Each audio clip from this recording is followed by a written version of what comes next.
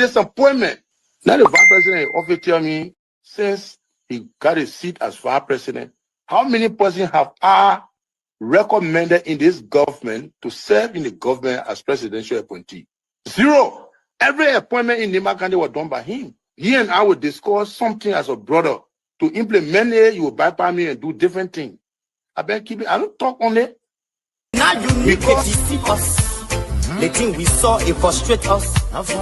So why can't you lie? Why can't you steal? Why can't you allow the citizens to be? You see, we just tell you that why we vote tell you.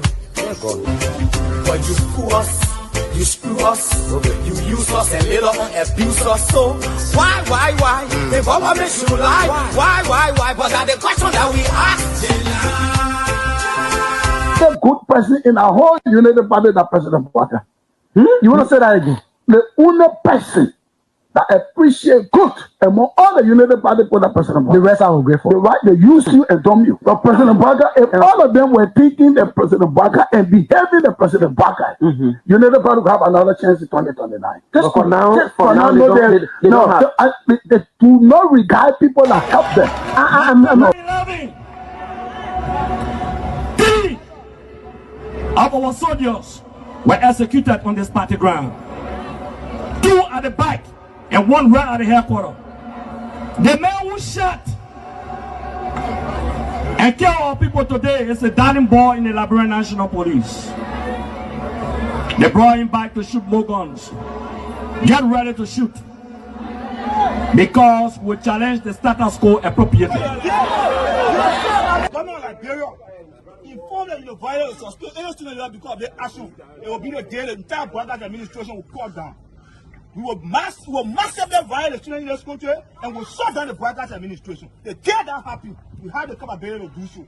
And if they think this renovation project is a joke, let them try it. The fall of the Bwaka administration begin with this. If they think they will tumble on any student in this country or at the university like Garguah and water with impunity, while our children saving opponents and logic in the Western world, while we are subjected to agile power and bad learning conditions here, and the thing will say. In the first 100 days, no car will get stuck on a major road in this country.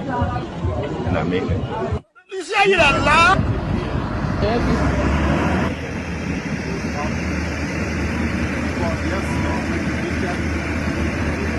It's going down.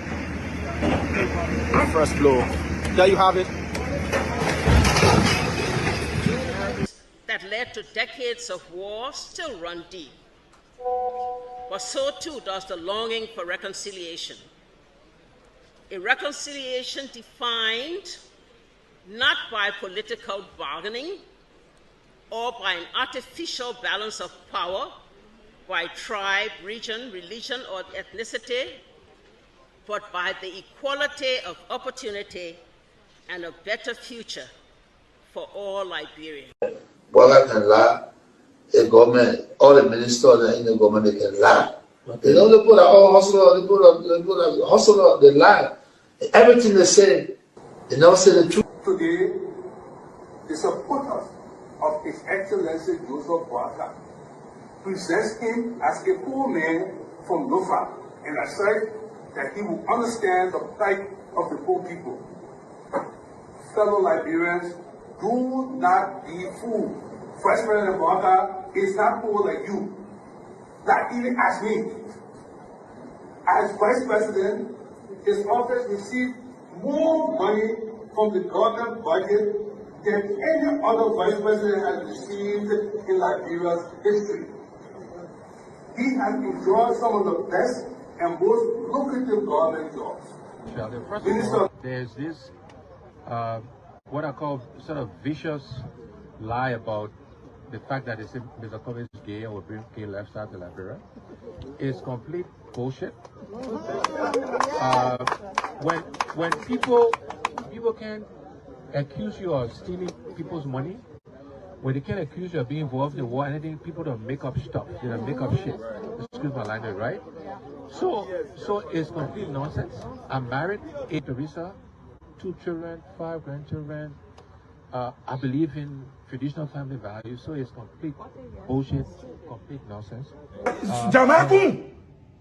Young man, vice president, young man that are vice president, the major stole 500,000. I mean, Jamaica, the major went to, I forget that Jamaica, the majors went to Ghana, the fit, and they may bring it all company in the country. I mean, Kun, they can reach yourself. Kun, man, you know, Kun, but I want to sophisticated, quiet, hardcore rule in Labro. But Labro, when 2029 come and pass, then you finally leave. Mission is completed. Now, what the rules of engagement? When the war ended, the guy said, the captain, the commander said, mission complete. There wounded out first. All men on board. Everywhere there is no school, I'll put school. And everywhere there is school and school in bad condition, I'll renovate it. I told them, towns and villages, everywhere you will have lights in the town for children to play, for people to see. I told them, every town will have safe drinking water. If Charles Taylor is the problem, he will be out of here in the twinkle of an eye. And I say, let well-meaning Liberians come home. If we respect this constitution, a government formed in Accra is a violation of Article 1 of the Constitution. Let them come home. Let that government be formed in Monrovia. The government that capital road, small, there road, B road, all kinds of places. I think the reason Joseph Boakai will not do much because the old man, the papa is suffering. The papa loves the country, but he can't make it. The criminal there around him, they sophisticated than him. They are sophisticated criminals, so they can't make it. Your league Costa, God know how to pay people. It's just simple. Costa that accused everybody but himself. Everybody, Joe, we join, we accuse Joe, he killed Joseph Boakai. Boakai still living.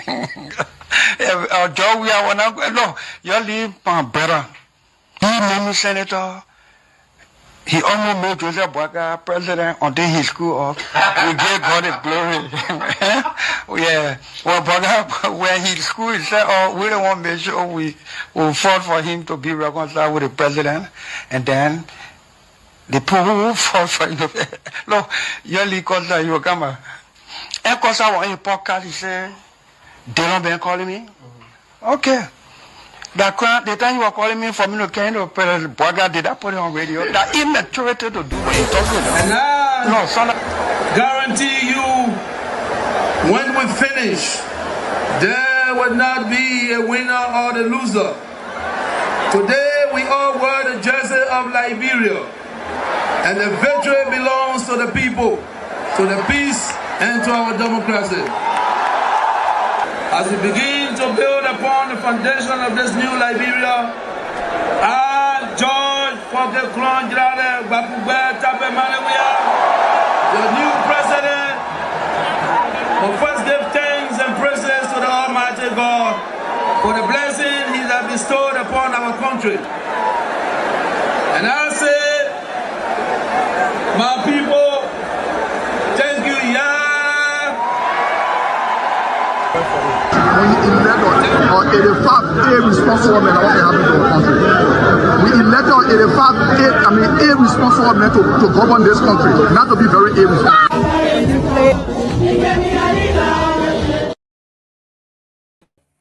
Hello, ladies and gentlemen. I am Jerome Gayman. I am tuning in from South Florida. Weather is beautiful. It's been raining here for the day, but we are back on track. It's 91 degrees and windy. It is beautiful out here. If you are visiting the United States, I would advise you to visit Florida. We'd love to host you to see what America looks like. If you want to do tourism, this is where you need to come and see what tourism is and how it works. Florida is your home for tourism. If you want to make money on your landscape, on your beaches, this is where you need to be. Today is the 28th of July, 2026. We want to say congratulations to all the folks from Grand Bassa County for putting up such a show. It is truly the land of hospitality. You know how to plan, you know how to set tables, you know how to treat people. You are just civilized. And we want to thank you. We want to thank the president for giving us the opportunity to host the July 26th celebration in Bezon, Grand Bassa County. We want to congratulate and say thank you to the new superintendent, Mr. Caillou Johnson. He has done an excellent job. Thank you very much. We want to say thanks to the police, to all of our friends. The event, the 3-4 days event went well. There were no accidents on our Bassa Highway. The highway is notorious for speeding and death. Nothing happened. Kudos to the planners. The plans were great and the execution was excellent. We want to thank the First United Methodist Church for hosting. Did a great job. We want to thank the deliverer of the message at the First United Methodist Church, Minister Paula, the spiritual advisor to the president of the great United States, Donald J. Trump. We want to thank all of our friends from Freedom FM, Truth FM, 96.1, for carrying us live all over the country. We want to thank Mr. Hassan, Honorable Hassan Bility, for investing in Truth FM, the leader of the CMC, giving us the opportunity to be heard all over the country, our parent company. We also want to extend our greetings and thanks and appreciation to Freedom FM for giving us their staff and the time to opine and give you the opportunity to tell us what is on your mind anytime. And as far as the callers are concerned, we are the only station platform that does that. We have no fear. You can call and say what you want to say as long as within the rules where you don't insult and you are not personal. You have the right to opine anytime. We will not block you. We will not cut you off. Just stay within the time limit and be considerate. This is your platform. This is your place. This is your home. Today, as soon as our station tune in from Freedom FM, we are going to go to the line because there's a lot happening. My interest in studying sociology on the graduate level, my concentration is inequality and social stratification. Inequality and social stratification. Special interest to me. I remember my first day in graduate school, the professor said if you were in school in the 70s and the 60s, they would have called you a Marxist because you are going to be talking about class. We are going to be talking about class. Inequality. When you hear social stratification, to stratify means to set things up according to stages.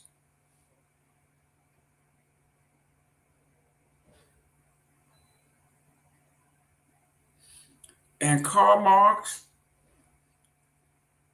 in Das Kapital,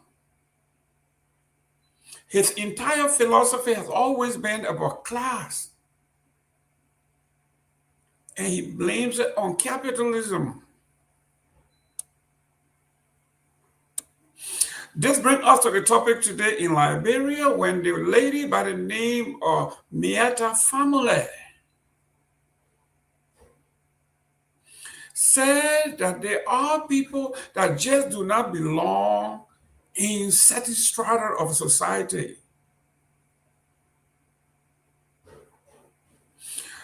As far as she is concerned, ignorantly, I must add, she said, God had endowed certain people with inalienable right to lead.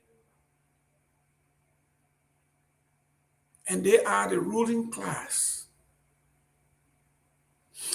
Anyone who stray out of line, if she had her way, I am not quoting her,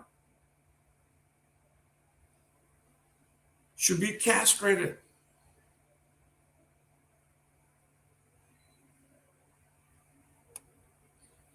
Instead of celebrating our diversity, our oneness, she said the former President George Weah should remain in his lane to play football and dance. She said during her time of growing up, footballers, their children would not be allowed to play football sports.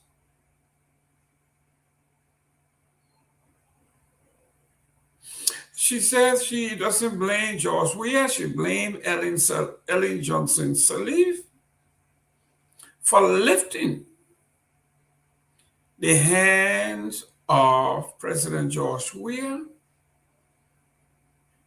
saying that they are the next generation, generational change. Not only that, but she says that President Ellen Johnson Sirleaf printed extra ballot to make President Weah's victory certain.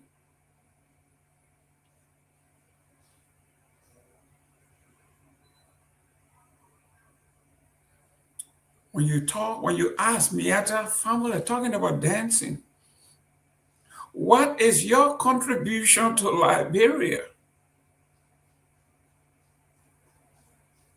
Dancing and singing.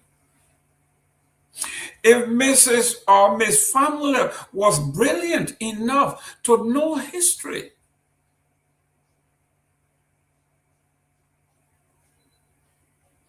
you will know that in the United States, the South, where most of our folks came from, they said the black man's place is to entertain the elite class, the ruling class. So if Miss Famula was brilliant enough and well-cultured and a student of history, she would have known that singing kokolioko and dancing and entertaining politicians, ambassadors, would have been demeaning in the South.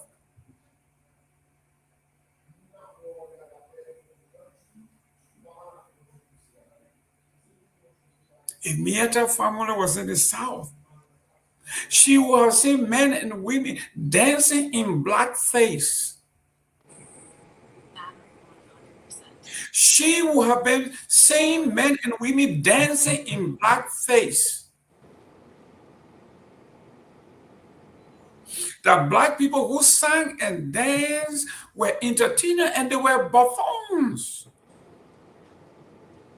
Only if she could know her history, learn her history, she would have known that Miata Famula, with her beautiful voice, would have been a buffoon in the United States. She would have been an entertainer to entertain the ruling class, the white elites.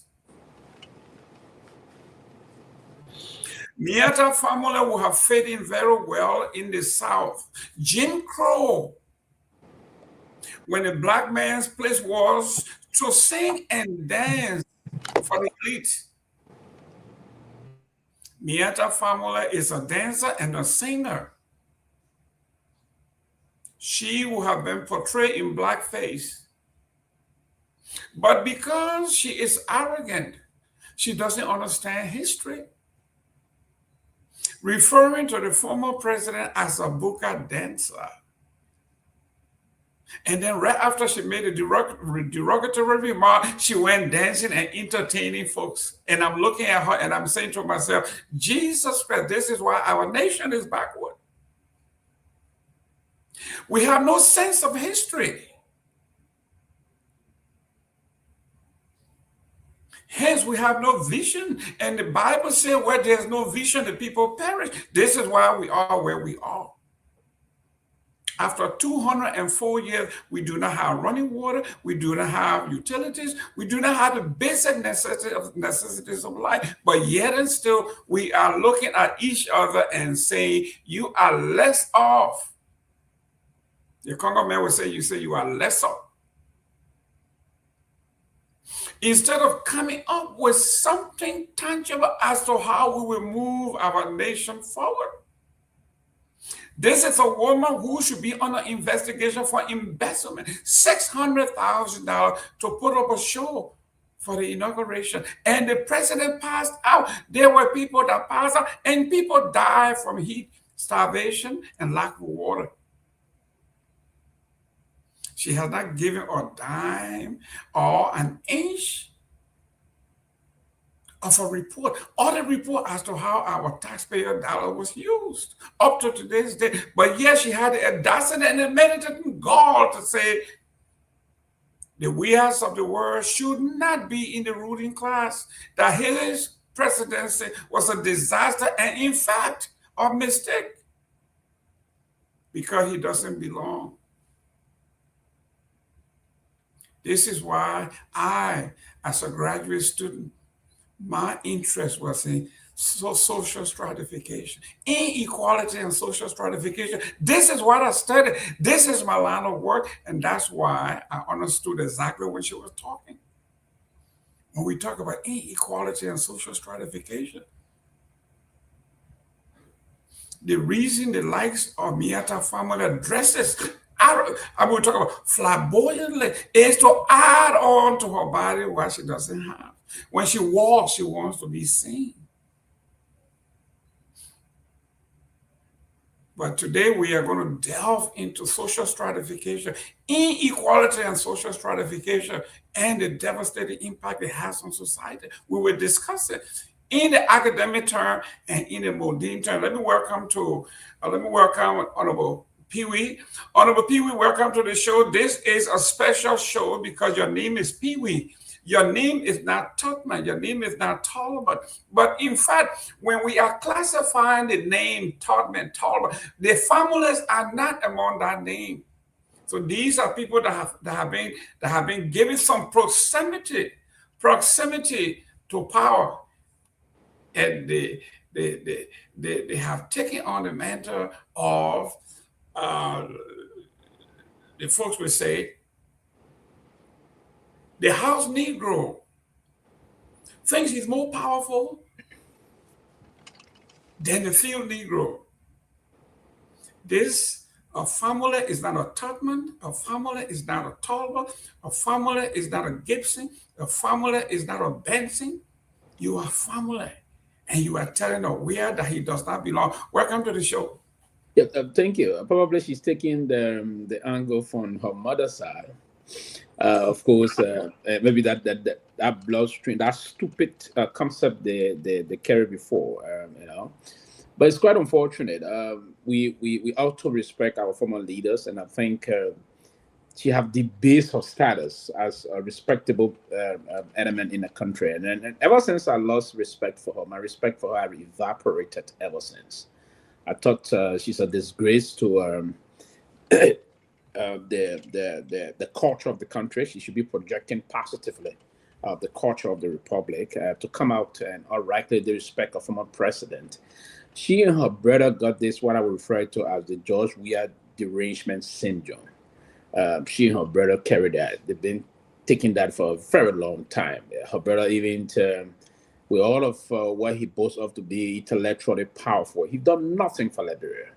Absolutely nothing. Both of them, nothing he's done for the country. He's currently living in Ghana. Probably he will lecture at the Legon University or other universities in Ghana. He never contributed towards the intellectual, towards the growing intellectual class in the Republic of Liberia. And he will always come and attack. In recent history, he came to attack during Alhaji Kromah, late Professor Kromah. I think there was some memorable thing they had for him. He left this current issue that's unfolding in the country, mismanagement. He didn't go there, but he went for Samuel Pewee and Mr. Wea at the time. So the both of them, she and her Gion brother, they got this George Weah, the arrangement syndrome. So for me, it's not an issue. But to come and say the legacy of presidency, I think that was also a disrespect to the office of the former president. Also, the president said he did not handpick George Weah to be the crown prince or the crown president of the country. That is totally misleading. This mischaracterization of the reality here. There was a democratically elected elections that were held, rather, and it's an open contestation when Mr. Weah participated in the democracy that he eventually got elected as the president of the republic. So to come out and say those things, probably she was trying to find time to entertain those her audience at the time, and that she needed to use a very high profile and a respected character in that part of the world also, because Mr. Weah is highly respected in Ghana. I'm told the interview was conducted in Ghana. So wanting to imagine when she spoke of Mr. Taylor, in that, I mean, there's an issue here, it's a trend. If you follow the trend here, is her brother. And most of what she said, I hope, and you see, the whole thing that's unfolding in the country is not about, if someone were to speak against the former CDC president, the former, or the CDC, if you will, let me put it that way, and then those that are in the government, maybe they don't understand if the person is there wrong on from the premise, they will move to support. Most of them, they ignorantly, in a kind of dogmatic way, endorsing what she said, without even understanding the facts and most of what she said. And that is a quite unfortunate situation. She and her brother have always been against Mr. Taylor and Mr. Weah. So you wouldn't expect Madam Miata Fomele to say anything. I would have thought that she would talk about her brother's stewardship when he served as National Security Advisor, when a lot of terrible things unfolded, right? I would have thought she would have spoken about her involvement into pillaging almost $1 million during the past inauguration. I thought she would have discussed that. And the journalist himself is not someone that's a detailed type of person that read and love to push her on that. I don't know if they didn't play that aspect of it. To tell her, oh, how you need corruption? Can you talk to us about that? I didn't yet say caution, if you will. And I would have thought as journalists should be very observant and detailed. Every serious journalist should be observant and detailed. Detail means you have all of your facts in place to research sufficiently. And whenever you're conducting an interview of any permanent individual, celebrity, or politician, you have the opportunity to grill the person, if not grill, but to ask the person, you probe the person in a detailed manner. You have to be very, very much in the capacity to probe as a journalist is very critical and important. But she didn't say that, Mr. Gayman. So I was not really angry or taken aback about her statement, right? But another thing is that the respect toward the former president of the republic. I thought his time at the country was a disaster and all those things, and that is quite unfortunate. And she's been rude to the former leader of the country. I thought folks should call her to the point and say nothing. She's ever since Miata Fomele, but the only achievement there's her mother properties. Nothing she's achieved in Liberia. Nothing. All of that. She, her big brother, only the mother's property. They rely on nothing she achieved. And the reason why she even got the kind of education she got it at the benefit of the taxpayers. Her father benefited from the system. They had to send them to school. When the same people that look down on today, when she went to school, the best boarding school in London and other area, when her brother went to Freetown, at the time, the British school and all those things. It was because the former senior was one of our ambassadors out, and they were the privileged people at the time that was linked to the past government. of Liberia. So listen, if people that got the means at the time to transform Liberia, they didn't transform Liberia. They're this and other things. They almost say we did this in the struggle. I want to do our 18. I wanted this now. From there, this giant intellectual, he's never contributed anything meaningful towards the upliftment of the intellectual class in the Republic of Liberia. But I see people that are moved about him to say this. I'm not carried away by those things. We ought to be very mindful as to the way folks are coming in from the other formula to come and seem to come disparaging, demeaning thing about the former president. That is very, very disrespectful. But what she did now to prove to us, she debased her status as a respectable element that we ought to know. That is quite unfortunate.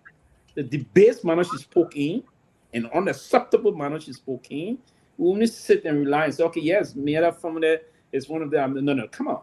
We ought to come and say here that leaders should be respected, and this is not about the politics of the country. If you hit someone, don't bring the personal kind of a syndrome you have about the person in terms of always coming down on this kind of issue. I thought her statements was reckless, was callous, and I believe that those that would sit and it was a time where she came up with some statement again. I think that sometime in 2013, at December, I had a press conference. Oh, a lot of people came around saying things again. For me, I always now respected her because I believe that she's not a credible kind of a person, and she does my respect for her ever since evaporated. What she said is total nonsense, and we should not sit here and even give it any iota of reasoning in terms of wasting our time on those kind of. We'll discuss it because she said nonsense about the former president, and we ought to condemn her outrightly on that. Excellent. Let me welcome Junkies Murray. Junkies Murray, welcome to the show. Yeah, good evening to everyone. You sound better today. The microphone is clear. Okay, good evening to you, Mr. Gayman, Dr. Peabody, Sylvester Pewee, Abraham Toure. Good evening to you guys and our many followers that are listening via the radio and via our Facebook platform and our YouTube channel. I want to say welcome. This is the closing argument, and we are here on Freedom FM 87.9. And like Mr. Gayman said, my name is Junkies Morris, and we are here again to elect you on happenings in country. So, Mr. Gayman, before I send it back to you, I think I can just quickly weigh in. I would say buttressing Sylvester Pewee. The posture from Madame Myean family is just a posture that I would describe coming from a leftist. And like he said, Sylvester Pewee said that they had always been weophobic. The entire family, I would say, they've been weophobic, and even including former President Taylor. And all of these advocacies they've proffered, and all of these vociferous arguments that have come from their uncle, meaning the families, have just been, I would say, empty, condescending posture against leaders that have contributed to the country. Because if Madame Myean family will want to speak on national issues, especially addressing the former president in such a demeaning and condescending manner, then we will go back to the inauguration of Mr. Joe Parker as president of this country. She headed the transitional team. She was in charge of pecunium. She was in charge of monies being allotted for activities to be carried out smoothly for the success of the inauguration. That particular process was marred with frustration, rampant corruption, and wrongful administrative proceedings in terms of how she led the process. So if this madam who was unable to provide better leadership and good administrative advice for there to be management over resources that came from taxpayer, is coming out now to speak in such a disrespectful manner. I think it is only proving that the formulas are vindicating our debate over the years that they've been we are phobic. So I want to say to her, as somebody that some Liberians respect because of her talent, I think it will be good she understand the issue of reciprocity, respect, pay respect. You do not speak to the former president in such a manner. In fact, if you want to attribute former President Seli's contribution to the victory of former President Weah, then I don't know what you are saying, because you were once upon a time in bed with former President Ellen Johnson politically. So all of these things, I just think that it is the same thing we continue to cry on here, hate and hate, and because of hating one another, lack of respect, and we don't want to show love. This is why we see all of these happening. Because if we had love and respect for one another, it would be impossible for Jerome Gayman or Junkies Morris to collude and to conspire against the state with such an espionage against young people who are supposed to birth this country for prosperity. If we had love, we wouldn't have agreed to take a $10,000, a 10,000 United States dollars for billions of dollars illegal substances, to include fentanyl, methamphetamine, and all of those substances that are illegal and that are tantamount to destroying whole society, to allow them to transit through Liberia. It is the same lack of love, lack of respect, and just talking, and not contributing. They say they are intellectuals. They went to school. How did they go to school? Did their parents have farms here where they were doing businesses? Did they have stores that they were selling and making profit to send them to school? No. They benefited from taxpayers' money and to be where they are today, to get the knowledge that they have, for which they look down on people. So it is good that Madam Myean family sits supinely and have some sense of atonement in making statements, especially against national leaders, because they've, like Pewee said, they've done nothing here. They only talk. Almost all of the chaos that erupted in this country, her brother, Dr. Famule, had been involved allegedly. In fact, he was accused publicly at the TRC by Mr. Joe Wally that he was involved with planning and plotting how to come and unseat legally and constitutionally instituted government.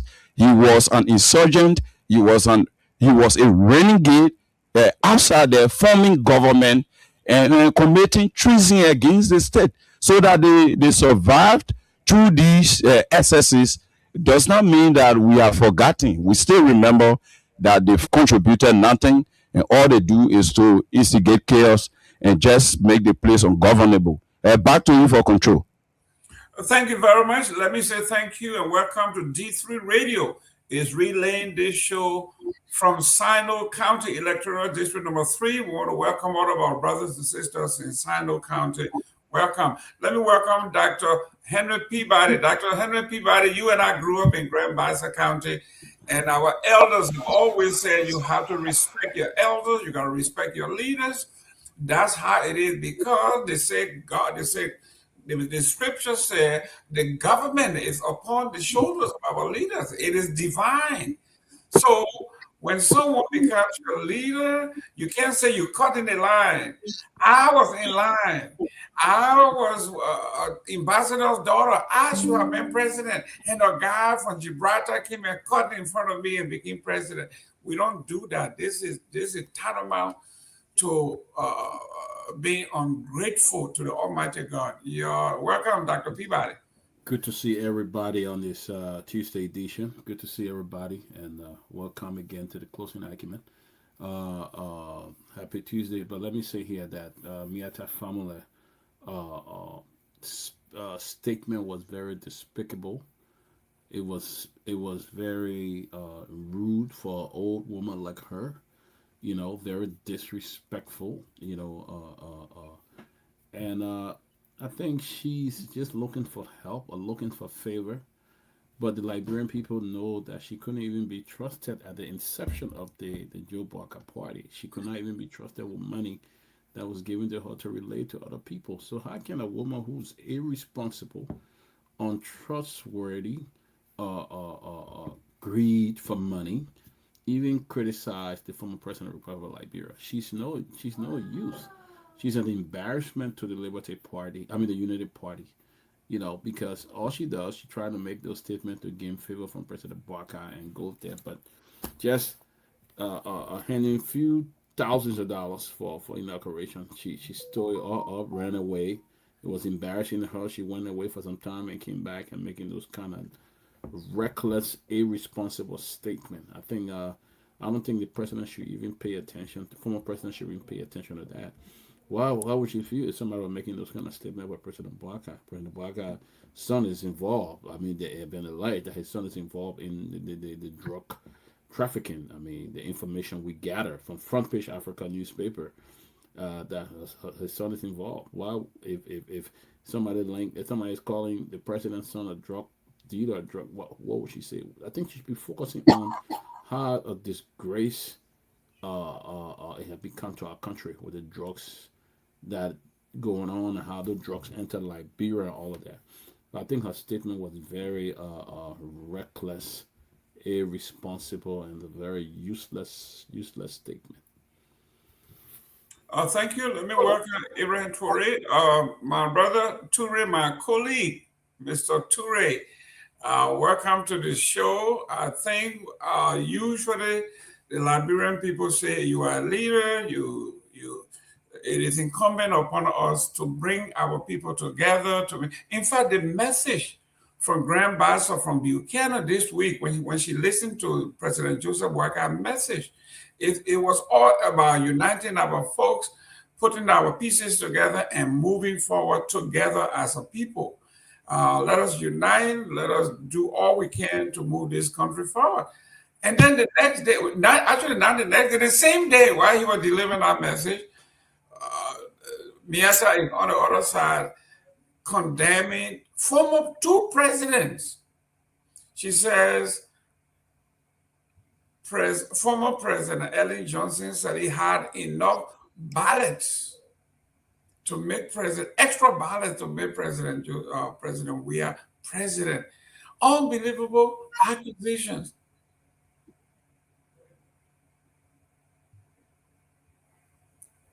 Mr. Toure. Yeah, hello, you hear me? Yes, we can hear you now. Yeah, sorry, I was a little distracted. I want to say thanks to everybody here for today. And before I go further, I always hear you guys claiming Bassa. If you can't speak Bassa, don't claim Makante, okay? So let me just say that right now. You're seeing trouble? You're seeing trouble? People, let me put you on. People out there, man, I can't look for fire. You can't look for fire. But the best way to start your fire was to start with Bassa Justin. Yeah, right. But you see what people are there, they make it always do it. Yeah, who did they say the Bassa pool? You do what? You know how I was speaking Bassa before? Okay, listen. There you go. Listen, I will call my boy where he need Fadiga, right? He said my name is Yuji Fadiga. He said I'm a Bassa boy. Nothing you can do about it. Yeah, go ahead with the Toure. So to Pewee's point, Mombasa would pull and say poor man. I think we'll speak it tonight, but we're calling in the other one though. Let's speak Bassa tonight. You think you speak Bassa? I'm a Portino Black. Go ahead. So the man justify his inclusion. He got us. He got us. Go ahead, Chief. You got us. But yeah, thanks everybody. I really appreciate coming on again. I hope to do it every time once I can, and we all can. The fact that we all can sit here for once and disagree with Metas Wamule, to be honest, I think the further we discuss this will give it more relevance, right? I am one of the now. There are certain things she says, and again, we have, or sometimes we have reason or convenience. I one person who don't support. I didn't like the President Salif. I didn't like President Taylor. I would never like them because I feel like they are the ones, like you said in her statement, that destroy generations, like 3 generations. And I agree. Taylor was not bringing NGOs to Liberia. He was bringing war. She knew about it. She just backed up because that's what some women do. They don't take accountability, right? Unfortunately, she was part of the percentage of women who don't take accountability. So for the fact that we're sitting here trying to discuss, and the sad thing is, I really wish I could, I really wish I could just like make it look good for her to say, oh, you know what, maybe this is what she was saying, because I still respect her. I respect this woman. I admire her contribution, individual contribution. Regardless what you do or you don't do, President Joshua is the most achieved individual Liberian ever existed in the history of our country. Not only that, he managed to ascend to the level of the presidency. Listen, disrespecting anybody who served at that position, listen, anybody who served at the level of presidency, you are no longer talking to them, you are talking to that seat. So every iota of disrespect you have for that person, it should be limited. It should not reach to the extent of the seat. I've not been a fan of any politician in Liberia personally when it comes to the presidency. But her going on shore and discussing and disrespecting him, I think it was disrespectful. She's just not just only disrespect Liberia. I mean, just Ria. She disrespected Liberia at before. Sitting on an interview with a person who is not Liberian and being sentimental of the sentimental feelings you have, or pretty much experience you have, or value you have with the people of Ghana, because your father was a best friend to the president, and you speaking towards that, you should have limits. They said the who much is given, much is required.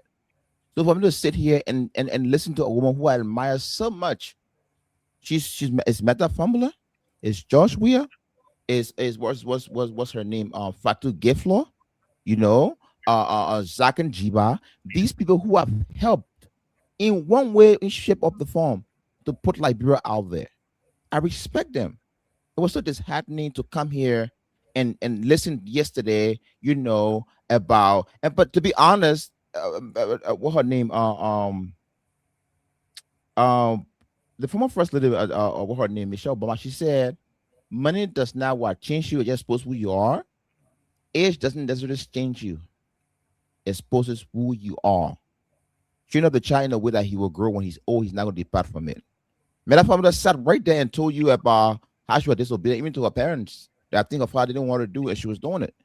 As a matter of fact, she was smoking, weed. She tested it. She was a little bit on her personal life, a little being flirtatious with certain people here and there, and so on and so forth. Yes, I respect her because she's older than me. She old enough to be my grandmother, my mother. But I really wish she would sit back in her closet and say, you know what? I think I went overboard. And because of the respect I have for all women in my life and my parents and people, I would not go any further. If that was a guy saying that, and maybe my crowd, I probably would have been a little more, granular in how I express my dissatisfaction. But I think the fact that we all agree that nobody here will come and say, "Oh, she was okay." What she said is not justifiable. I think we have better things to talk about than discussing a Meta family who cannot prove nothing besides her personal achievement that she's done to uplift Liberia. A woman who was surrounded by corruption, mismanagement of public funds, for planning the Liberia's program for culture, and a lot of controversies and so on and so forth. Is that the woman we want to sit here today and give maybe 2-3 hours of our time to talk about? I respect you, Mana Famula. If you ever came across it, I love you, but I think you went overboard, and that's just my contribution towards that. Thank you, guys. We're going to discuss the first part of the show for the next 10 minutes. Then we're going to go to the line for 1 hour, and then we'll go on to part 2. Welcome, Mr. Nagbe. Here we are. The vices that you and I fought all of our lives, for some reason, is like a demon. It just never dies. It just come out. This woman is taking on 3 presidents in one swap: Charles Taylor, Ellen Johnson Sirleaf, and President Weir. And she says President Ellen Johnson said he had extra ballot, the ability to print extra ballot to make president. We are president. I mean, the audacity to say something like that. And I think her brother was security advisor to Ellen, if I'm not mistaken. But look, it's good to be with you all. There's just so many things that are wrong with what she did and said. Some of the things have been addressed, by Junkie and her condescending comments to former presidents. Look, it is the presidency. It's not the individual. You have to respect the office of the presidency, no matter who that person is. Once they have ascended to the presidency, you got to give them due deference. I think she fell on that, and I don't know, so much anger. And I don't know this woman, but I knew her from a distance. She happens to be the brother of one of the sister of one of the progressive brothers from the LPP camp of Dr. Famble. And I really thought that.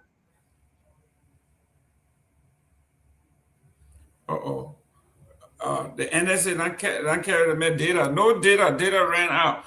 Robert Garguah, welcome to the show. Thank you. It's great to be joining you guys. It's great to be back in the States, following the conversation. Thank you. Appreciate that.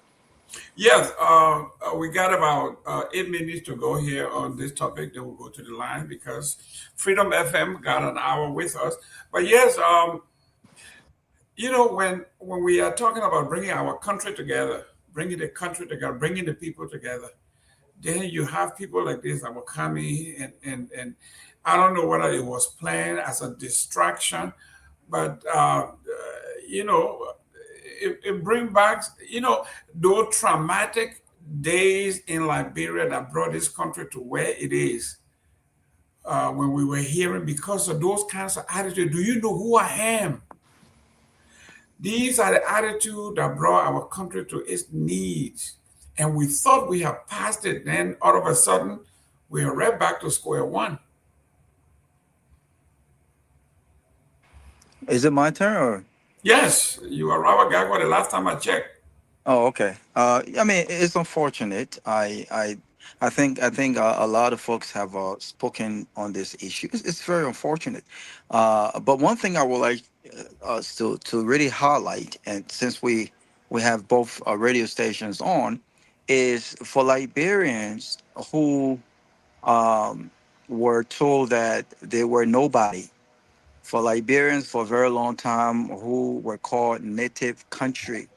In a very condescending way that didn't take offense to it because we've always been the original of the country, right? Those folks who came to settle in Liberia, they met our people in Liberia, right? But like you said, we're in 2026. For her to make that comment, disregarding her own personal story, is what baffles me the most. This is a woman who, with all of the massive opportunities provided her by her family, she went to boarding school in the UK, left that, and went to Sierra Leone to finish secondary school. And then they sent her to Kenya, where she was supposed to go and enroll in a junior college in Kenya. But what did she do? She abandoned the education in Kenya to return to Monrovia to become a DJ. And ultimately, her passion for art and entertainment, made her a very powerful voice as far as being a singer in and around Africa. And you would think that for a person who, with all of the opportunities given her, chose a path because of talent and passion, you would think that she will have some level of appreciation for people who may not have had the kind of opportunities that she had to excel academically or intellectually, right? But also use their God-given talent to become global icon. And that's what George Weah did. But this is not about George Weah. It's about those Liberians who are who they are today because of hard work, because their family, their mother, their father so market, or how many times was sent them to school. It's because they were able to seize opportunities that they never had. This is what this is about. And to hear her condescendingly and disrespectfully talk down on someone like that, I think was unfortunate. But here is the question. I don't judge people based on who they are. I judge people based on competency. When competence really matter, and we looked at the recent role that she had as the chairman of the inaugural committee, how did that event turn out? We talk about all this competence, right? We talk about all this qualification. We talk about this social standing, this social class that she thinks, we does not belong. So the presidency does not belong to him. But when she was given the opportunity to lead something, it became a national disaster and an international embarrassment. So to enter Miata and the rest who think like her, those days when a few group of Liberians controlled the narrative of our country, and felt like they had all of the solutions for our country, those days are gone. We are in 2026, where there are a diverse group of Liberians from different backgrounds, different last names. They're not part of the elite group of people, but they have their own minds. They have spaces. They have platform, and they're educated. They don't need you to tell that story. People will push back.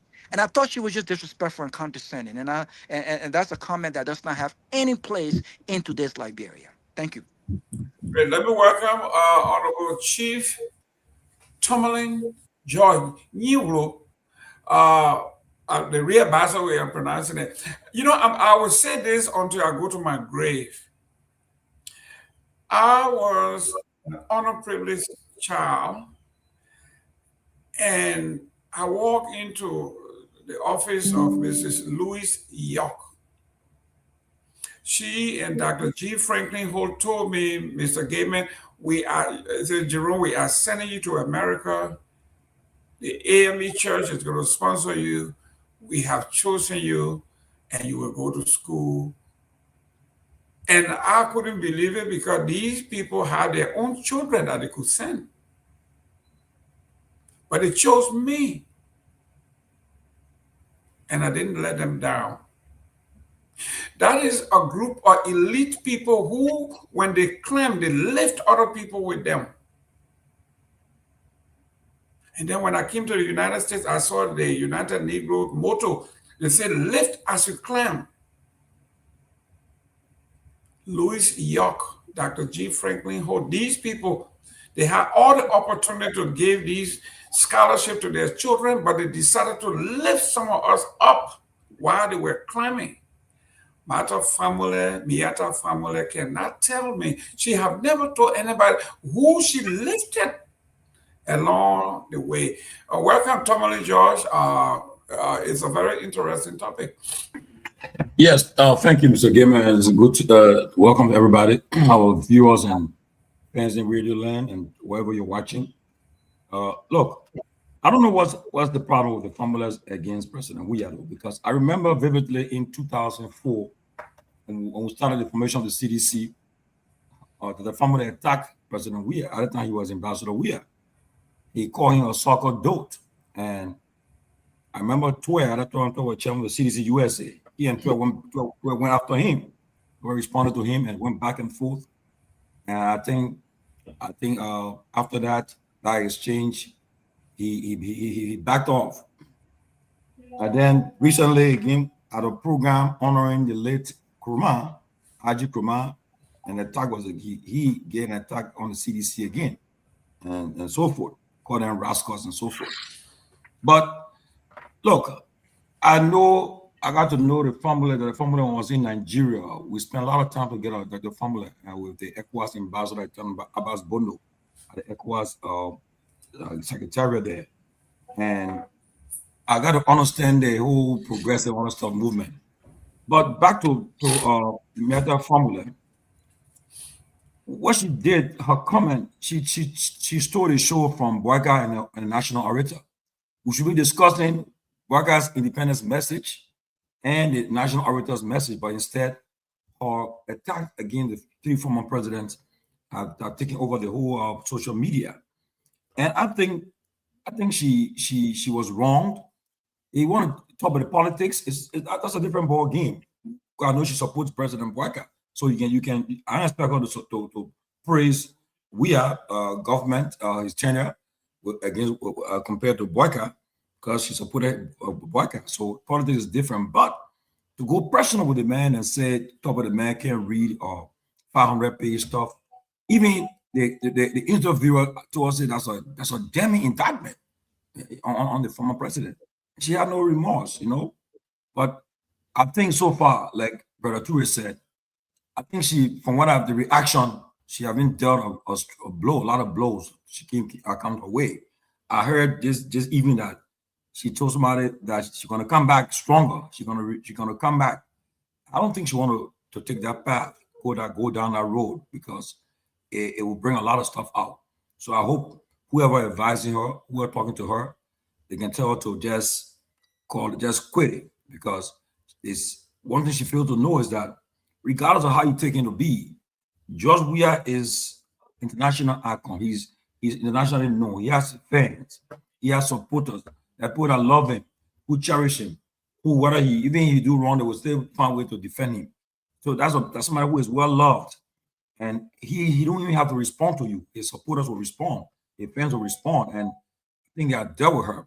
My only thing is that I see some people from the Unity Party, they have been trying to push back, writing all kind of stuff, and say, oh yeah, what she said is true. It's true. But what they fail to know is that Madame Fambouleh, she was accused of embezzling inaugural funds. Since then, she backed off and she went into exile.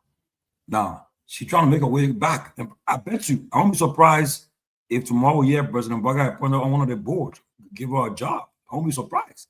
Perhaps it's a way to come back. And she came back. Why should I use that interview to talk about the issue of the drug issue that in the country? She should have talked about the issue. That should have been the important part of the interview. To say, look, we are concerned about the issue of the drugs in the country instead of going personal. And Manasali said, I don't think I responded, but I think Manasali, I'm sure she'll respond to it, but somebody said she already responded. I haven't heard her respond yet. I need to follow up. But that was just below the belt. You can attack him on the politics, everything, but to go personal with him and try to denigrate him, I think it was wrong, because the man has not attacked you, has not done nothing to you guys. You can say, well, yeah, you can criticize his administration. That's politics. But to go to the point where you go personal with him and try to denigrate him and bring him down, and you expect his supporters or fans or his partisans to just sit and allow it to happen, no, they'll respond, and that day I responded. So, Mr. Gayman, I think she has been dealt sufficiently, and I just pray that she will just find something else to do instead of say she's going to reach you. She's going to come back stronger again. It's wrong, you know. But there are something about the formulas against President Weah and sedition. They have been attacking them for a long time. Since 2004, I can recall. They continue to do it. And so I don't know, but she supported a president. He's in office now. And I mean, I don't know what she should be highlighting his achievements so far. But instead, she's there to attack 3 former presidents. I think it's a form of distraction, perhaps. They want for us to talk about the drugs. We'll talk about it still. We'll continue to talk about the drugs, and we'll demand answers from the government. Thank you. Thank you, ladies and gentlemen. As promised, it's 6:05. We're going to go to Freedom FM so we can have a few calls. This time we're going to have a whole hour of call. Junkies is going to manage a big show. They give you 5 minutes. They give me 1 hour call. That's a lot, though. Yeah, that's too much. We just gonna sit there for 1 hour while the calls? I mean, I thought he said, "If you're joking," I thought you made a mistake. No, but listen, Pewee. That's too much. Listen, guys. Let's do at least. Okay, 15-20 minutes, at least 15. 20 minutes. That would finish the station with the discussion. Listen, guys. I'm a student. I work for the platform. This morning we got a message from management that the first segment of the show should go to call in so the people can get involved. I got a message. It was written. That was message sent to all of us. The method was the first segment. Listen what you said. You said the first segment we shouldn't talk about. What side? Yeah, 1 hour. I still have to 15, land. 20 minutes. You don't know. Acting over. Still have to. Yeah, 15, 20 minute maximum. 20 minutes. 20 minutes. I mean, you just because callers can call to give the show the flavor, right? Right. At least normally, if you saw most of the 2 hours program, they give 15 minutes of callers support. And then they get, I mean, 15, 20 minutes will be okay. We'll do 30 minutes, guys. No, man, 15, 20 minutes. A minute per call. Are you in your hand now? Yeah, man, 1 minute per call. That's almost 15 calls. 15, 20 minutes a give, man. That's what give it 30 minutes. I beg you. Robert, what show have you ever been on that they do 1 minute show? 1 minute No, call? I said other shows do even 15 seconds. That's what 30 seconds, yeah. Oh, when it says that, have 30 seconds. Yeah, Okay. we're doing 1 minute. But Okay, guys. at least Okay. 15, 20 minutes. Okay. But we're Honorable, say that and be waiting for 1 hour for people to be calling in. Honorable Peabody, Pewee, and I'm just doing what the boss man say. Jesus. Okay, so we'll do 30 minutes. We'll do the last 30 minutes. So we will take. I'll call your minutes. Show 6. Yeah. Okay, You're still doing 30 minutes, 15, 20. Let's do 20 minutes, man. Okay, guys, we will take the last. Don't worry about it. I'm just going. Listen. I'm a management guy, but my boss man tells me. You're right. That's what I'm doing. Okay. No, just listen. Maybe I interpreted it wrong. Yeah, the boss man oversight. That's fine. You gotta go back to Mr. Dopoh before I hope that the turn on here era. Okay. On Nagbe, you didn't land, and then the NSA intercepted your call. Yeah, the storm is coming here. That's quite true. My internet looking stable. Yeah. But look, and let me thank all of the previous speakers. They have said mostly what I wanted to say. I can understand also. Guys, we get that feedback. Can we all mute? I can understand. That's from you, sir. Indignation. But I'm just in addition to everything else that has been said, I'm just really shocked that this lady coming from the family that she does, her dad very, very active, her brother, and even the mother, Mary Brownell, for her to still be maintaining this class divide in Liberia, talking about Ellen Johnson brought him into the political space, the political class. That is really, I was shocked. And I'm really glad that she's getting all of the feedback that she's getting. Just the audacity to make in this day and age. She is so out of touch. I was shocked. I mean, so many of my friends who themselves belong to the Congo class, most of them are just as appalled. So I just wanted to add my voice because I am sure somebody would tag her or she will watch some of these. The feedback that she's getting. She needs to really, she's too far behind. She needs to come along. We have moved on. That kind of talk really is very upsetting. I've never listened to her more than 2-3 minutes, sound bites, but I had to go back and listen to some of what she said. I was really kind of disappointed. Just like everybody said, she put in the presidency down in the way she did. And then she's still maintaining this Congo country divide. Are you kidding me? In this day and age. So I want to thank you all for adding your voices to this. And I just really hope she's getting the feedback. I've read a lot of things. I've read 2 comments that seem to be supporting her. One Goodrich, I believe, and one of my friends. Yeah, I think his connection is that guy from New York, I forget it. Goodrich, forget it. Right. Goodrich. So we can say. Right. I didn't rouse my connection. But I'll pass it back to you. Good now. We're back. We can hear you. Yeah. Thank you. I just wanted to say I agree with everybody. In addition to that, I just wanted to express my disgust that in this day and age, this woman is still maintaining a class system. Who brought them into this class? I mean, come on, man. But Mr. Number, isn't the person that she currently support? Is he not a farmer? So if Ellen Johnson Sirleaf unleashed the footballer on us, instead of him being democratically elected, which he was, then who unleashed the farmer Joseph Boakai on us, right? You see, right? This concept she has to be one of the people who also unleashed Joseph Boakai on us because You know, she supported the rescue mission.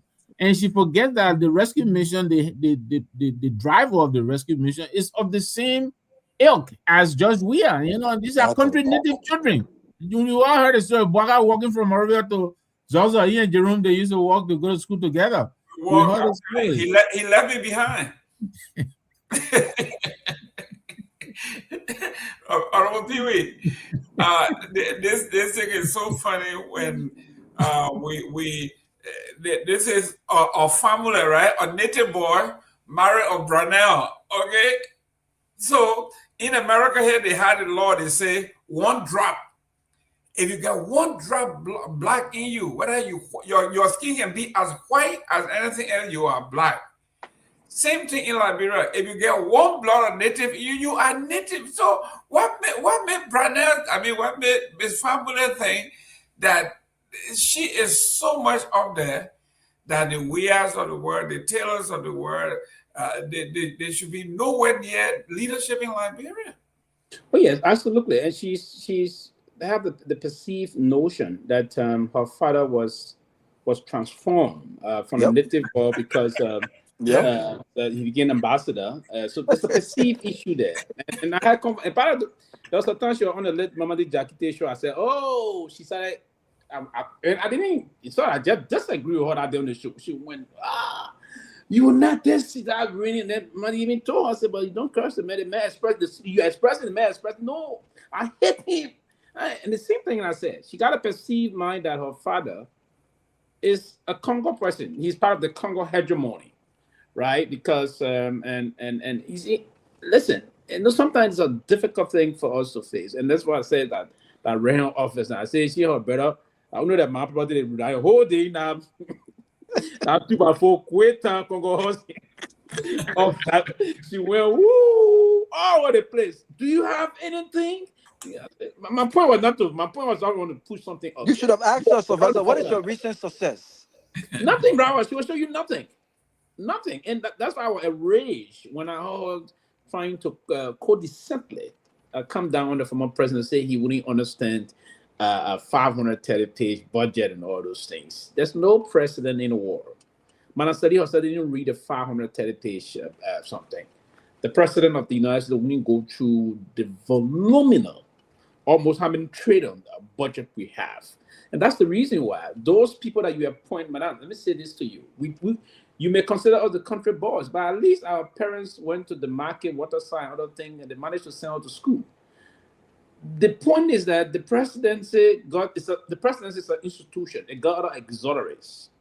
And the Minister of Finance is the responsibility. And that's why the president appoints these people to help execute that portion, that function of governance. They will come and say to the president will ask some question, but he don't have to read 500. Even your brother that is known to be one of the intellectual giants in the country wouldn't read all those things and the rest of that. And that's one of the things I said time to time. The way Liberia gave to you, if you gotta give them back to the country. You benefited from the largesse of the system. Your brother have never, ever exercised one level of impacting knowledge back in any of the higher institution of learning in Liberia. You always come and say this in bracket about this, about all those things. Never, ever. She was talking about Mr. Charles Taylor. Did you know that your brother himself went to Libya? Why didn't you say that your little brother went to Libya? He formed part of the destabilization of Liberia. You know, Mr. Gayman, for me, and as our brother said, I don't want to waste time. I just wanted to spark some of these things that she said. That kind of a derangement syndrome she has about the man is not only her, even her brother. A brother will always get involved into this kind of thing. And the man was the former president. He said the man is this, the man was a disaster. Do you know what disaster is? If his presidency was a disaster, you would have had a governance process that you saw the transitional period that you eat from there, and it was a disaster. You were part of the transitional team that even didn't manage almost $1 million. You had a system in place. For something to be a disaster, I mean, it's just quite unfortunate that we'll come here and be saying that. But we'll go back to say the caller will make their impact. But I thought she's a national embarrassment to us. She didn't impact nothing successful to the country. She said probably the day she was taking weed, most of the weed may have impacted her now. Things she doing and the rest of that. Those things got a way to impact people. So I wouldn't hold her responsible because And she smoked a lot of that stuff in New York. She said she would take weed a lot and other things. She was a disobedient child and other things. So the consequence of the weed and other things may have depleted some of her thinking faculty and the rest of that. So she would want to come now and be the frustration and to be descending on the former president the way she did. It's quite unfortunate. And listen, my respect for her has evaporated ever since. I will not disrespect her, but I don't have no respect for her moving forward. Especially as a musical star. Yes. Yeah, like the Peabody, somebody who made her living exclusively on singing and dancing. Yeah. Then she said, President, we should be this but because he left college. The woman left college to become a DJ. Yeah. Then she said, President, we are let dancing. I mean, Dr. Somebody just sent me a message, Mr. Gilman. Somebody is watching from Holland who used to live with them. The person sent me the message and asked me not to mention the name, but she said, Mr. Peabody, this woman, they have never liked people who play soccer and stuff like that. They have. She said I stayed with them during the war. Even when Puangpa came, I was living with them, and they almost killed her when they left. But she said that she hated. They always looked down on other people. They never respected them. So even when one time Joe Nagbe went to visit her, and they told her they would never go upstairs. They would never even go upstairs to the house and stuff like that. She always hated them and always thought they were better than other people and treated people differently. And that's the kind of person, a weed smoker, drug addict, and that's the kind of person who insulting other people here. But and Dr. Peabody, thanks for that. It's just part of being stuck in the past I was talking about. Those were the days, at least those people. But look, now today you got doctors at least. Some of these people are lawyers. They're very educated people. I heard her making a comparison to Kanu of Nigeria and all of that. Yeah, back in the day, the athletes, footballers, most of them didn't go too far because they had to practice all day practically. But now it's not like that. Most of the athletes, some of them, they're career people. Some of them they play, and then when they retire, they go into their real career. Some of these people after the football or soccer or basketball, whatever it is, some of them they go to lead very professional lives. There are a lot of them around we can point to. So I think she's still stuck in the past. But before we go to the radio, though, Mr. Nagbe, I think the point here is very simple. For me, it's baffling that for a woman. Again, there's nothing wrong with being a DJ. There are a lot of successful DJs, entertainers across this globe. There's nothing wrong with being a musician, and there's absolutely nothing wrong with being a footballer. Some of the footballers are richer than many of us would ever imagine. They are multi-millionaires. And see even what happened to the World Cup. Just look what happened to the World Cup. Exactly. And even after looking, President, we are son is 10 times richer than the families will ever be.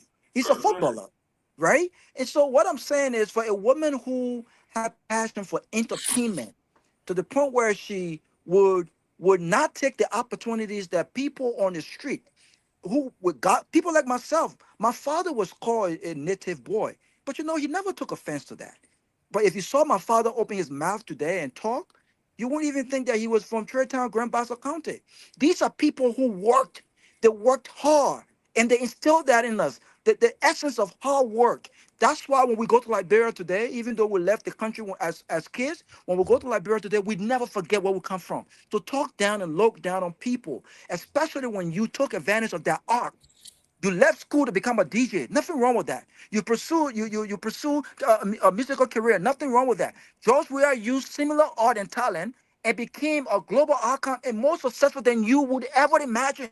And you talk down on him as if someone has to be stuck being footballer. She had no idea she would become a social activist. It wasn't during her musical career. She did that after the fact. She went to a school in New York and obtained a degree in music and drama. She's not this intellectual class that she presents herself to be. She's someone who comes from a big name family in Liberia, who are giving everything but the very Liberian, the poor Liberian people, and took advantage of that. But does that give you the right to talk down on someone who took the very same art and talent to become a global icon? Come on, man. We should not entertain this kind of mess. We should not do that. I know a lot of successful Liberians who never had the opportunity that Miss Myean had. They are more successful than her today. Stop. Let's stop this kind of divisive statements and remarks. I think every Liberian, regardless of your political affiliation, should be appalled by this, should condemn this, because this is very divisive, especially when we just had a July 26th celebration where people of different political background, religious, ethnic, whatever, came together to put the country first. We should not be having statements like that said in 2026. It's wrong and it's outrageous. And I think I would just add this before you go. My grandma always told me never bite the hand that feeds you. If you sit here and denigrate President Sirleaf pretty much because of whatever little low rival they have going on or may have going on, but it's the same president that gave her the biggest platform of her whole career when she took her to Oslo to perform.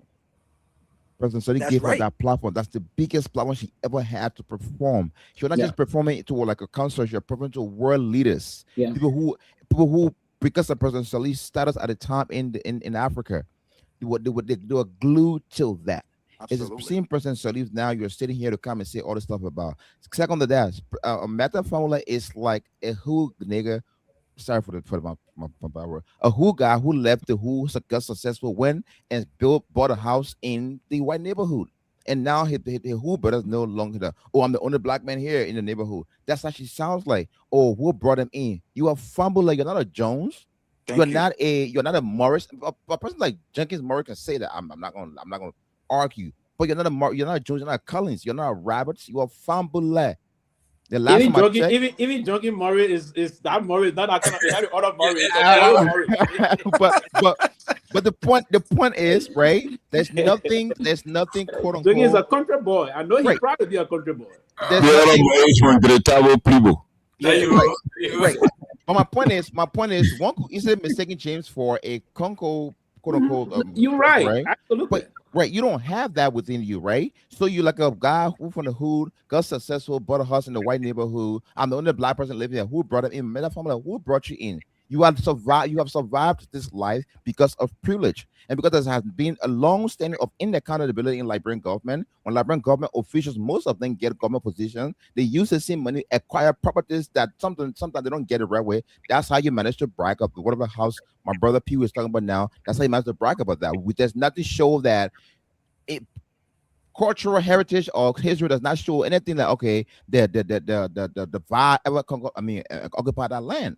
It was mostly the Basa people, going down to the Basigias and stuff like that. From there straight to the Masha and maybe the Loma people, the Gil people in the Plonka area. So when people have misstepped, they have forgot what it should be, and that's what I always told my friends who are entertainers and athletes.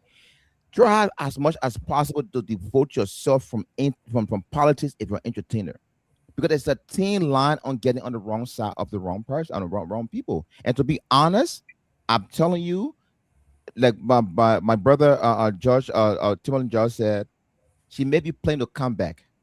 The little bit of respect that some of us still have for you, please, Madam Tomalin, just take as a grain of salt. Take as a learning curve. You spoke too much. It's sad that a young people advising you for your age. You spoke too much. You did too much. It's okay. Take this as a learning curve, and please do not come back. Either stay quiet or you come back here, you'll get the same resistance times 4. That's what I got to say. Well, ladies and gentlemen, please do us a favor, share this show. It was so funny. Can you imagine sitting on a platform with a journalist, and you say, "Will you have given your country to where the other guy is a Kanu, Abede Pele? Will you have given your country to people like Abede Pele?" Can you imagine insulting another country? You in the country, you in Ghana. And then you insulting Abede Pele and say you gave your country to a man like Abede Pele. Look, I mean, this is what I'm saying. The person was smart enough. Yeah, but Mr. Gayman, quickly, and that's the constitution of many countries across the world. And that's why the constitution is blind to those things. The constitution says that if, and you see, and some educated people can be stupid in saying certain things. The constitution of every country will say to you, they got basic funding. One of the major things, the constitution of this most powerful country in America, it says that to be president and vice president, you will be a natural born citizen of this country. It's one. There's nowhere in the American Constitution that I see that you should be a BSc holder or you cannot play football, or you shouldn't play this and you shouldn't play that. There's nowhere. The emphasis is on the issue of you being born in this country. The same with the Liberian Constitution. The only difference, one of the things I've seen that you may have lived in the country 10 years prior to the time, you might have an incumbent property of 25,000, which is 25,000 Liberian, and a natural born citizen of the Republic of Liberia. It didn't say you should be a musician, you should be a football player, you can be a comedian, like Zelensky today. He's president. He came as a comedian. So the presidency is not limited to, I mean, I don't know why we, the educated person, sometimes will say something, and those that would not, mother will start asking the question, say, but the only woman I want to school thinking they win now, why I want her to do? I didn't go to school. The woman said, because the Korowale, that's what they will say, the Constitution, Korowale. It says that they are just the basic benchmark they have there. But the other formula saying that, oh, when you football player, you can be president. The Constitution does not say that to us, unfortunately. Well, quickly, right? Yes. Most successful politics is a gig. Politics is not a career. Most of the people who come to politics, they have other jobs that they do. Like George Weah, he's an athlete. He comes into politics, that's his gig. That's his second career. So I hate to break the news to her, but there is no career politician. Talking about this. Politics is not an exclusive reserve for anybody. I think she really got the whole thing upside down. I'm really shocked. And Mr. Nagbe, quickly, I'm not going to the cause. The career politician, them that got buried, they all failed.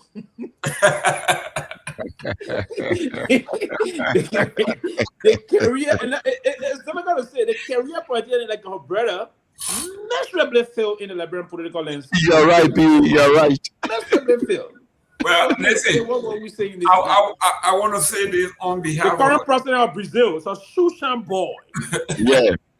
Shushan boy. Zelensky for Ukraine is a comedian.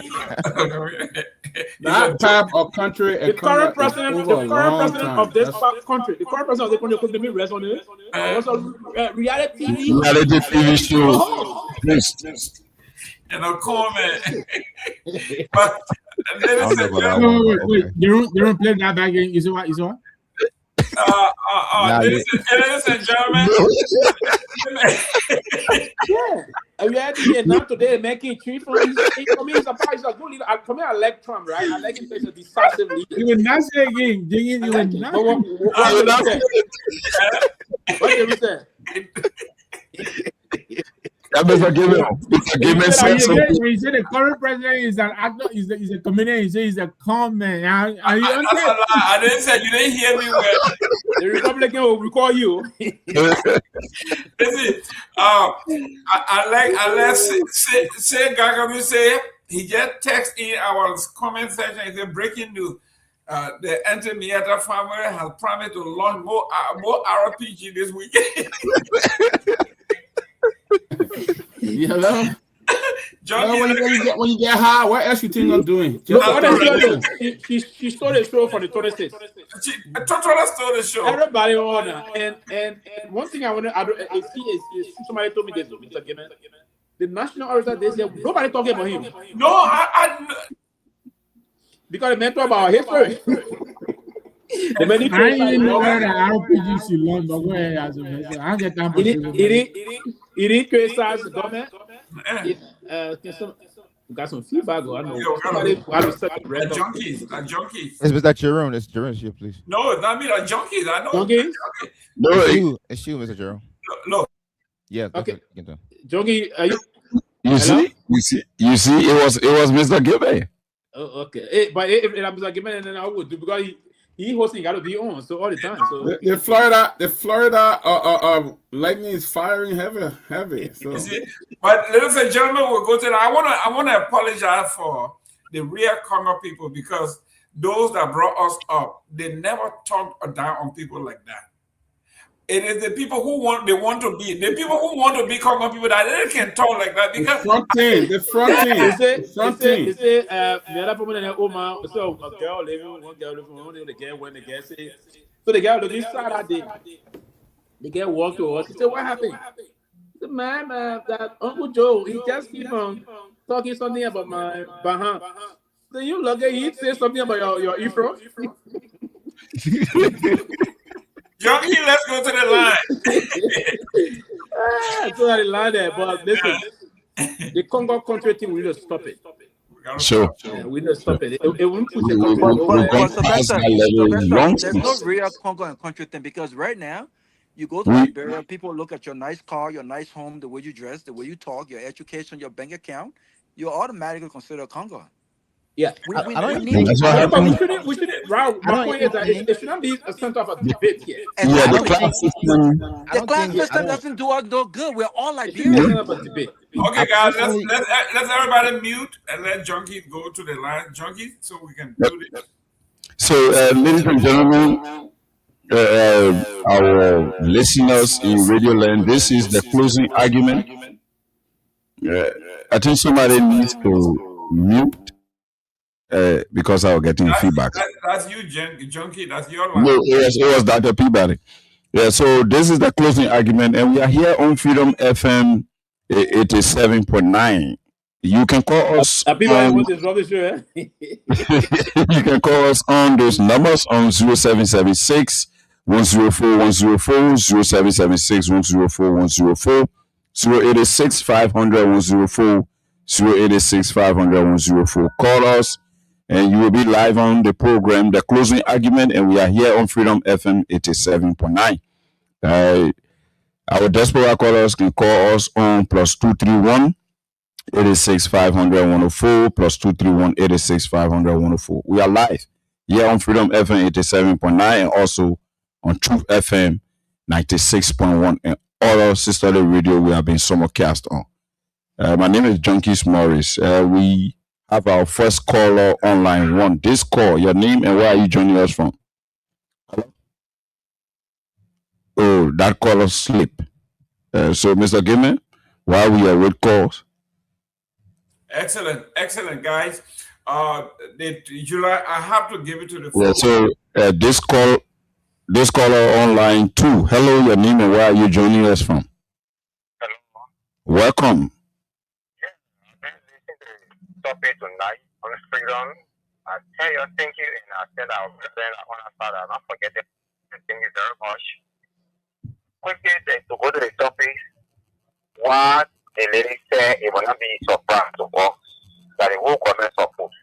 Because if you get winning the print of Grand Bassa County, from the president down, they said they did it.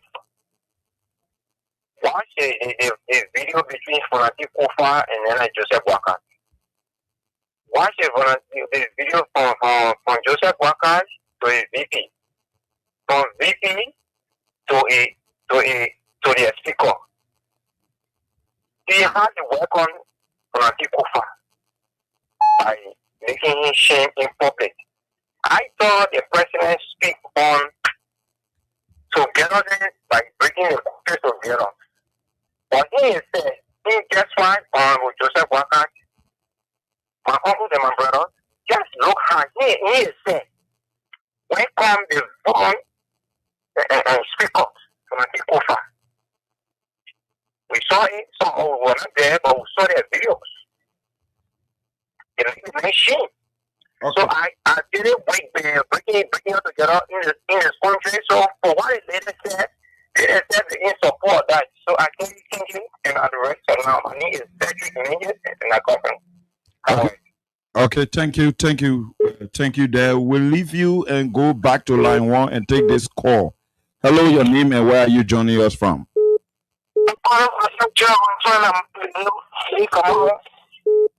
Yeah, Mabenu, go ahead from West Point.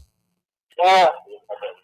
The job in the area to please, but I want people on that song because they particular Kamara like the people. No, Mabenu, What we are discussing tonight is the statement from Madam Miata Famule. She said, okay.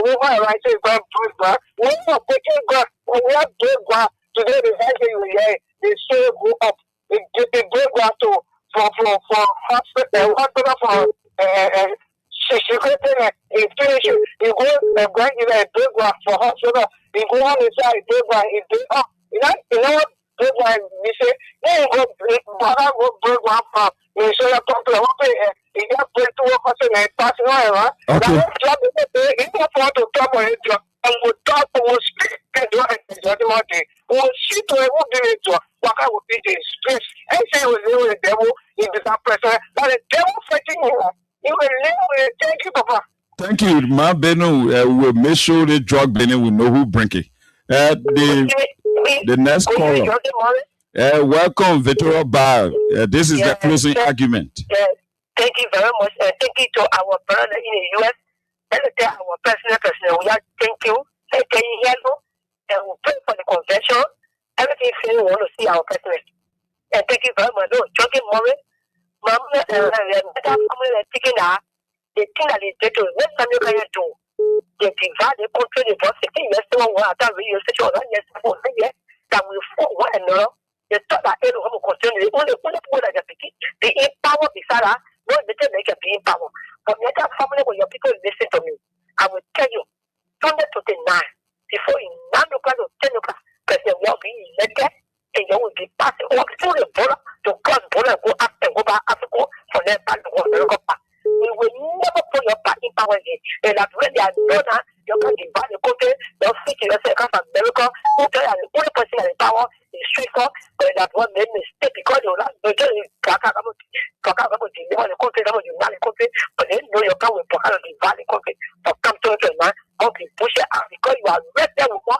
You think that the country for you, and you can move for partner, but come to the man. All you will disappear in the country, we will just out of the country and bring our native Europa. Thank you very much. The closing argument, Freedom FM 87.9, our WhatsApp line +231 86 500 104 +231 86 500 104. This caller back online one, your name and where are you joining the closing argument from? Yeah, the caller, my calling from Mama Point. Go ahead, we are listening. Yeah, it's good now that the government is confused at all. The government is absolutely confused. Okay, the government is confused. That's all you call to say. Okay, we'll leave you there and go to this caller here on line 4. Hello, your name and where are you joining us from? I'm Amos D. calling from Broadway. Welcome. Yeah, the other formula I think is wrong. It's not a good one. I think I condemn it. On the other side too, we should also condemn statements that will come from that will denigrate or co-defend on other leaders. They're on the platform, they always denigrate President Boga too. Why again, especially Mr. Gayman, they use all kind of adjective, negative adjective on him. He's a disaster to the presidency, you know what? This guy, God, I mean, you got to condemn it. So when it should be across the board. It should not be for one person. Thank you for your call. Thank you for your call. We'll leave it there and take this caller who is on line 1. Your name and where are you joining the closing argument from? Yeah, this is Jimmy from I'm calling from New Jersey. Go ahead. We are listening here. Yeah, I think the issue is not balance. The first thing I would say is not balance. Because if you have a full male panelist or women panelist, everybody's one side. So then what's the need for sure? You say hello? Okay, that caller slipped out. Your name and where are you joining us from? This caller. Hello. Hello. Welcome to the closing argument. Mr. Duncan, how are you? Rabo Bakoya calling for 17th Nagbe Avenue. God money me, you Rabo. Myself, God money me, I'm money my business. Go ahead quickly. No time. 30 seconds. How are you to my people here in America? I just want to see that the color that is showing up balance. All your children, you got balance. You better go to the car, re-roll it. Let me go back to letter from you know, my brother. The kind of orientation that we want they get by and want to shoot it. This is the woman that in local money today, Joseph Bogan, I want to and send her to be very easy for investigation today. This is a woman that been there from the time she went to all the Google school. Today, she is not married. You take passing around and take on Miss Myean. So I would take the kind of person serious. Not married. You should marry, you should have status. One of status in this country. You don't have status. He's just a noise maker. One of the noise. Thank you very much. We'll leave you there and go to line 2. Hello, your name and where are you joining the closing argument from? Welcome, Beatrice Williams. This is the closing argument. Go ahead. This is not people. Go ahead. The panelists are listening. Our listening audience. My ever men in the U.S. and we say, how do you Johnson? Welcome. God bless you and let God bless the show. This show I know it will not go to the stream. It will go all the way and we see for the now. I want to say thank you to each and every one of you. So the topic, I want to ask the entire family. The way she's looking at Rose, I want really ask her what she did with the money that they gave her for the inauguration. What she did with the money. But I wouldn't judge me as she wouldn't judge me. But she knows what happened to her on Facebook. She knows the great her on Facebook. And we continue to drag her on Facebook. Once you continue with Georgia, you continue with every one of us. Once you continue with Georgia, any other person, it can be whosoever, you won't mind your business. You put your mouth on your president. They put a bring in the Georgia. You and put your mouth on Georgia. You will get up to continue with. We will drag you from your head to your toes. We will embarrass you and you will never be the same. So I want to say thank you to each and every one of you. Let God continue to bless you. Don't give I was very wanted to hear your voice. And thank God, thank you. You are back. And I want to say to the U.S. team, don't please hold my son food. Don't give for it. I beg you. And you will go your food. Thank you for having me. Thank you, man. Beatrice Williams, advocating there for her Peabody brother. This caller on line 3. Welcome to the platform. Yeah, my name is April from my Go ahead. I listen to the guys, and the guys, you guys spoke well. Thank you for the show and everything. But my disappointment is you guys say that, then you say what we should not do, the other people doing it too. Other colors should not come and cause other people. But let it just cause somebody, and at the same thing we're talking about. So how can we change now? Yeah, but listen now. Are you listening? How can we change? Hello? Are you listening? I'm listening. You can think and act for yourself. You can think and act for others. So will you be considerate? Yeah, we are doing that here. So thank you. Thank you for your call. We'll leave you there and go back to line 1 since there's no time. This caller on line 1, your name and where are you joining us from? I'm Emmanuel Tomalin, joining from Sano County. Welcome. The Southeast is in the house. For Sano County, yeah. The issue on the discussion of Kamara, then the weed, the smoke, it react on your attitude, your behavior. When you're indoor, you smoke weed, you could not be indoor. And when you're smart, you smoke weed, you be a smarter person. So that's reaction back to them. You see, we the native people, we are just ignorant people. in this country to tell them that this is lost. And now the so-called Congo and the so-called for the Liberian. Okay, we'll leave it there and go to this call. Your name and where are you joining us from? John G. Murphy, from what calling from Mozzarella County. Yeah, go ahead. Yeah, I'm sorry to say, our statement was very unfortunate. Today I listened to a young man insulting our lady. I was so disappointed in your statement.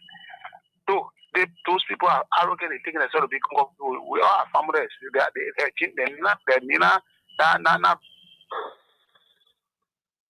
Oh yes, that caller slip. I think he was pushed out by the many calls that are just busting the lines. So we will go back to line 1. Your name and where are you joining us from? Hello. Welcome. Yeah, my name is Jerome. Hey, bro, kindly speak up. Stop sleeping on us. Yeah, 15 seconds. Quickly. Yeah, it's only, I don't know that one.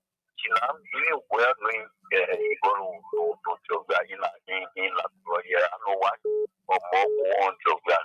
But she know see about the trust in the country or something else in the country. Or that was more on Torgbean when she tell Torgbean that every Liberian almost the whole region is embarrassing. Okay, if she touch George Weah, she embarrassing all citizens. This call, I think this should be the general. Mansisi, welcome to the platform. Thank you, my son, Jockey Mommy. And to Mr. Gayman in the diaspora, similar George, all of people that have this diaspora, I think of. Look, let me say thank you to all of you, Jockey, thank you so very much. This is thanks to Kofa also that do the platform and our people here to lighten our mind. Let people that stumble at this. For me, I don't even listen to them. Because she has no say in our politics. Someone is opinion. She shoot our money doing inauguration. That was what people put that for in politics. That was what people. The politics I mean, then today, we get money. We talk about but I'm picking the food. They did it right. They use the money. Always ground. Always the people on the other. It was nobody. It was in the fun. We need black people. We take over people today. Get it done to family. In the new vibe. When you look at they got about that any name we have to cut to this and that. We have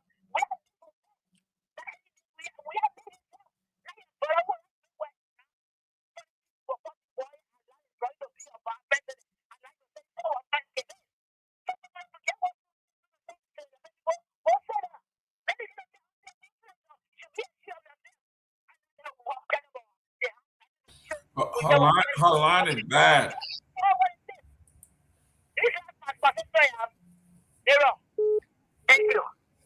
Thank you. We leave you there and go to this call. Hello, your name and where are you joining us from? Good evening.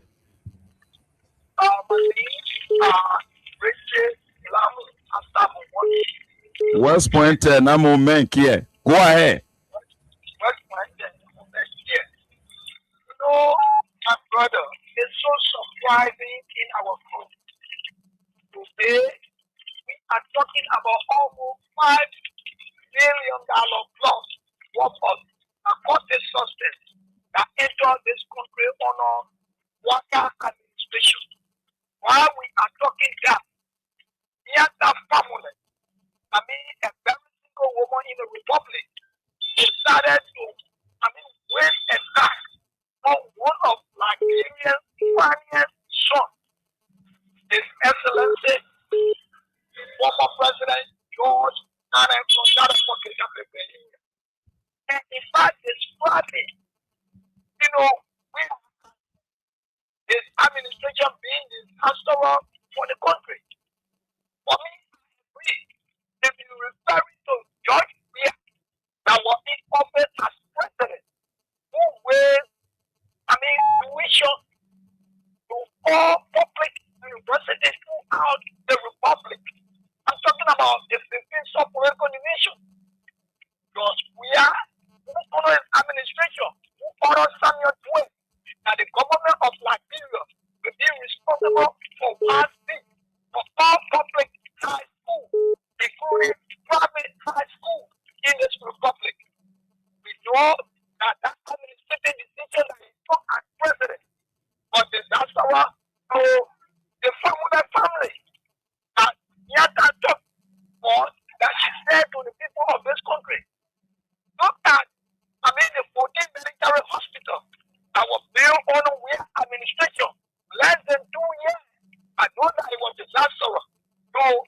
Family family. Not in the Republic. Today, they dedicated 81-kilometer road in Lofa. And that particular road was initiated almost to 100% completion before the CDC administration went out of power. I know that is disaster to the family. Not in the Republic. And what we have done, not in Nigeria. I mean, the Interbarrow Hospital. Not in Riverside. My brother had the list go on in the Republic in case of developmental initiatives that were initiated by His Excellency George Manawea. Today, look at the high school that they built in the Liberia County, of which that the president, President Bwakana, who is about to delegate any of these projects, he don't mention of the former president. Of the former president, when the first bit of the Japan South, which is the Somalia draft, the former Somalia draft. When we are going to do the delegation, he makes reference to quickly, 3 more seconds. No time. So, my brother, to say this, there's some disaster in our republic. For women and Myean family to be taken and refer to the developmental-oriented former president, His Excellency George Mane, and the administration of disaster in this republic. See, all of those developments that we have initiated. See, on today, they're bringing over $500 million worth of drugs. Okay. Destroying the whole country. I mean, surrounding the country to the drug cartel. But this administration, I'm calling on the opposition. Don't take the issue of this drug lightly. Thank you. Thank you. That was the voice of Richard Blamo, West Point, Namo May as a wanted care. This caller back on line 1. Welcome. The closing argument. Yeah, how are you, junkies? I want the line sleep. Yeah, go ahead quickly. Yeah, as I was saying, I said that woman has no moral, man, because she lost her conscience. You escape from school to go attend to go do cultural things, cultural music and things that you want to put them up on somebody who is reputable in the world. Oh, okay. What's going on? Okay, so we'll leave you there. Yeah, I will not go money yet, and she left. She went.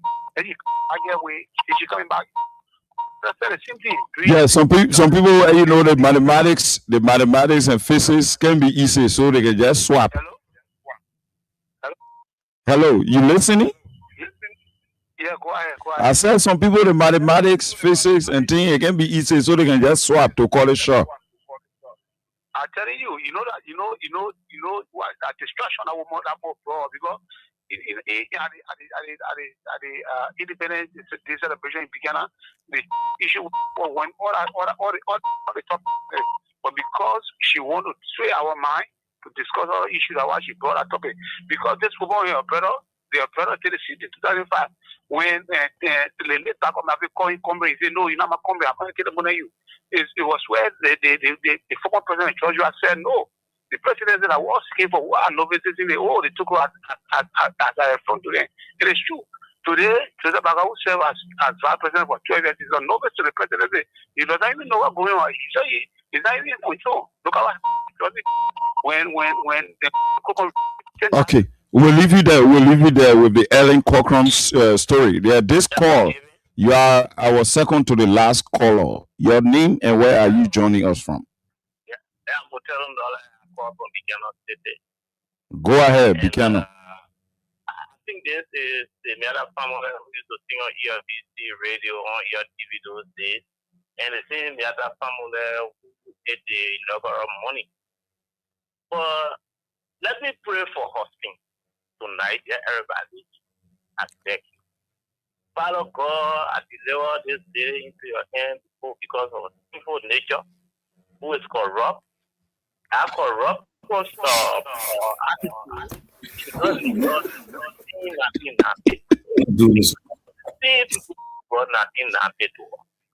forgive for sins, for us to talk against a sinless person, a person who is moving around the world, the former president, You get it. and she is insulting him. She's a lady. Don't allow people to talk. She must build world around herself. She must not be a new iron lady among men. She must stop insulting men, Father God. Deliver the woman. Take away the thing that is sinful. That wants to bring problem into this country here. Like what happened into the presidency in that law? No here, no tail, drugs there all over, causing embarrassment for our country internationally. Father God, take away the evil from the woman. In Jesus' mighty name, Amen.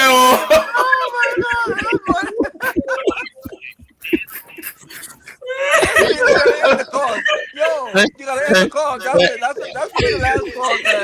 Amen. I think that's how we call it at night. Oh, that guy got me laughing like. That's funny, man. The man had a very powerful prayer for Madam family. Well, thank you very much. He didn't ask for offering. He didn't ask for offering.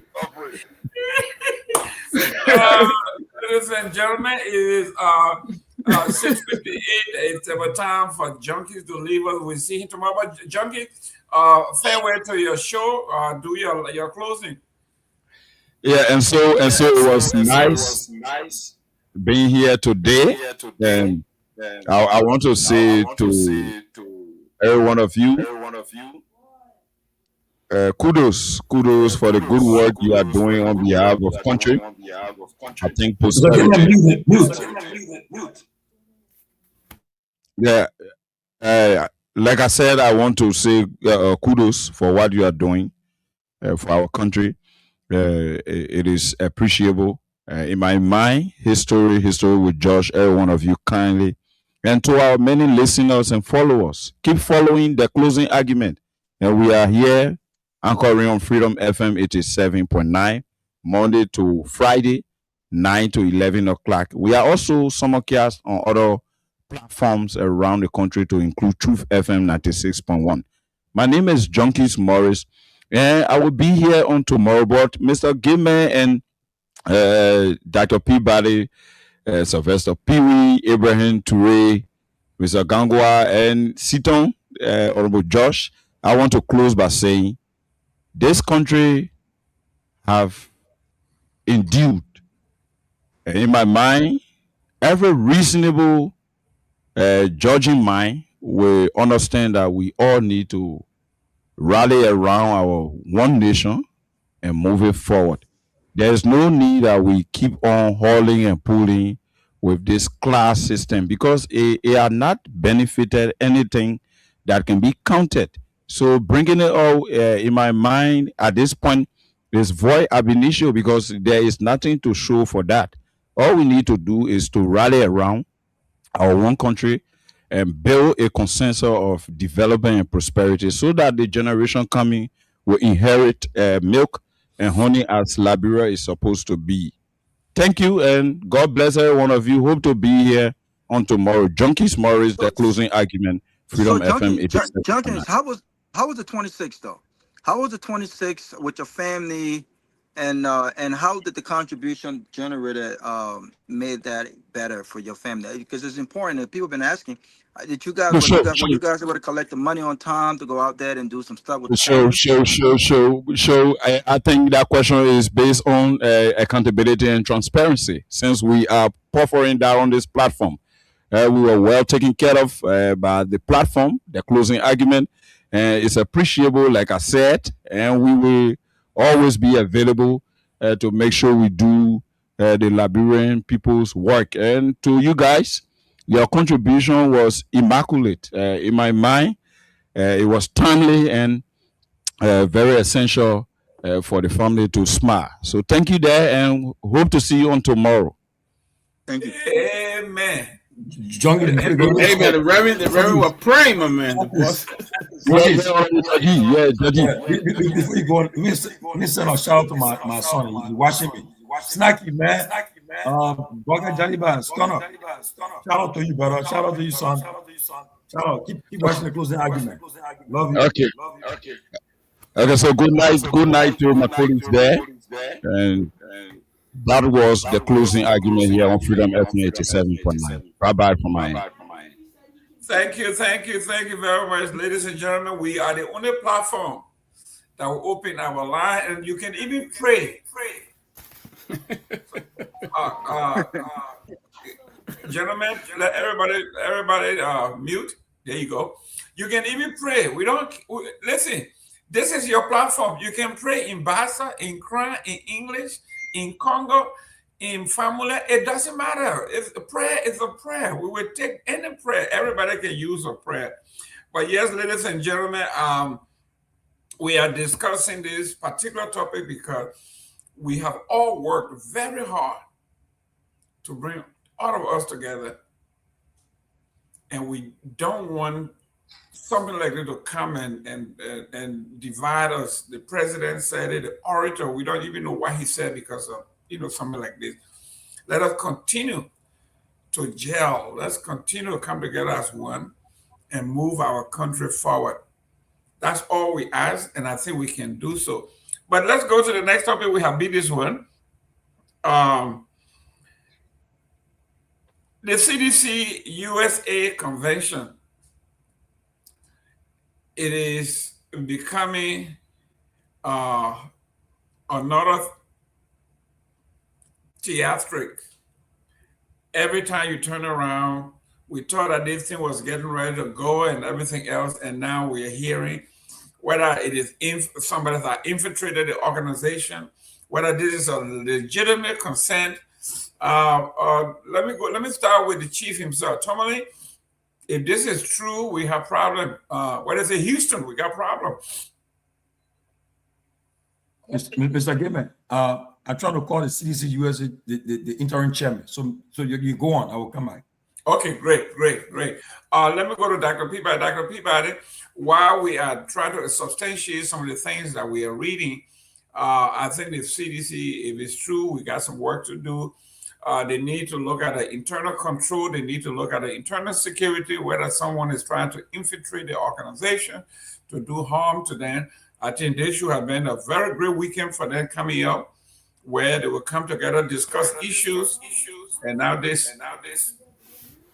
Again, I think that's propaganda. I don't know, but they Unity Party are very good at this, where they just come up with propaganda and just try to destroy the drug story and destroy Myean family stuff. But I think it's a propaganda. So I think it's something to get the fact from the chairman. But in my belief, my gut feelings tell me that's propaganda. And Unity Party is very good at those things.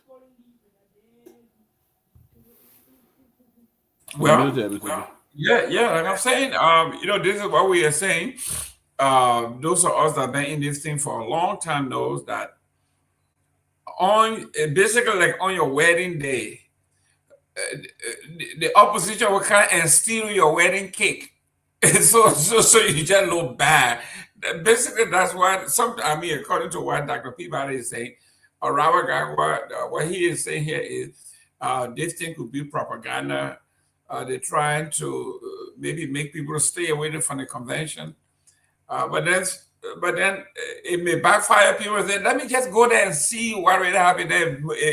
It bring more people to the table. So it's a double-edged sword. Listen, I was in London recently over the weekend with my brother Siku. And just based off what I know, the president is the former president is looking forward to attending the event before he flies back to Africa for another event in Africa. I haven't heard anything internally that speaks to this like Dr. Peabody said, this new narrative that has been created. I think is strategically done. And I think that it is incumbent upon the communication dissemination arm of the unit of CDC to push back as necessary. And I'm glad that Chief George is trying to contact someone But like I said, part of my internal conversation is I don't think some of these things should.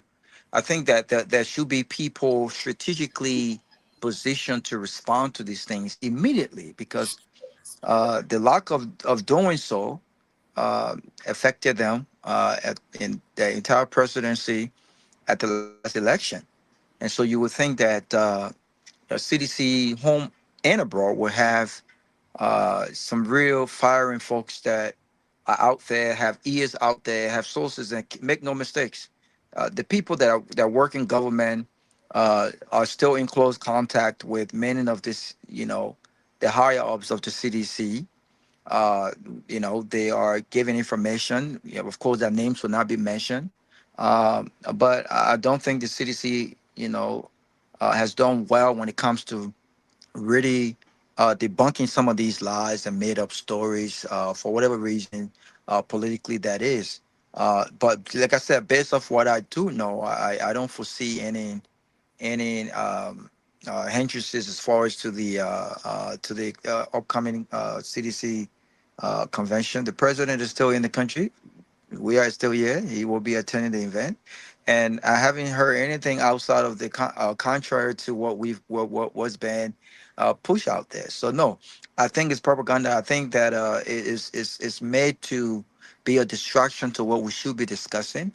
I also think that even the comments strategically wasn't smart, because again, like you said, it's in the government's interest to discuss the orator of the July 26th event and some of what the messages were, and even what the president spoke on. Right, I think this is what we should be discussing on Monday. But unfortunately, we are discussing something else. But no, I think the event is still on, and I don't think that there's anything that's going to derail that. Thank you very much. Let me welcome Honorable Seaton. Seaton, welcome to the show. Thank you very much, and I'm happy to be here. Great. Yes, I just want to make a little quick comment on the revelation that my big sister, Nyata family, made, and I think I watched a little bit of clip from that interview where she stated that. Mr. Seaton, I beg you, because just for time, please, the CDC acting chairman of the USA is on the phone. Let me ask him a few questions. Okay, okay, all right. Go ahead, Mr. Gayman. Go ahead, Mr. Moore is on the phone. Mr. Gayman, you can start. Yeah, Chief. Welcome to the show. We're wishing that your big show this coming weekend or weekend, whatever, goes well. What is it that we need to know? We are reading a lot in the newspaper. We need some clarity on several chapters withdrawing, and what can you tell us? So thank you very much for the invitation. And we receive destructive email communication from people who are manufacturing conflict to create a cloud over the convention. And the convention is set. It starts tomorrow with the arrival of the political leader and all other delegates. As I'm talking with you now, I'm just taking people from the airport, and we are starting tomorrow. The case of people withdrawing for the convention is just what the white people call it ludicrous. No chairman, the convention is the highest decision-making body of the CDC, USA. And if they thought they had issue, it's at the convention those issues are addressed. For a chairman who has his own dissatisfaction in the past to link the dissatisfaction to the current convention and say the incoming, no chairman has a right to deprive its members from coming to the convention. If you don't want to come, it's up to you. When your members come, decisions can be taken, because this is where decisions are taken for the party to move forward. So yeah, we receive and we respond to them. I mean, they are not kids. They are people who have already the first thing is those guys were suspended because of gross insubordination to the National Executive Committee. Now, as an OIC, I was able to mediate talk with them from the the back, talk with National Executive Committee to see ways of lifting their suspension, and they refer them to the briefing and meeting to go there and justify why they shouldn't be under suspension, whatever the case. And we plead with them for the sake of this organization. My job is just a temporary job to lead to convention and election are held. People are elected and they move ahead. And there were people who, among those folks, they were so out of order, but yet still we're talking with them. And the suspension were lifted. They were restored to their very position as chapter's head. Now, as chapter head, now they are still undermining the convention because they said that the convention that was held in Iowa, because it was nullified because of constitutional reason, they are vexed, and because of that, they won't come to the convention. But you, as a chairperson, you have the right to stay home, but you can't withhold your chapter from coming. If you do that, we declare inactive, we can take a position decision on you.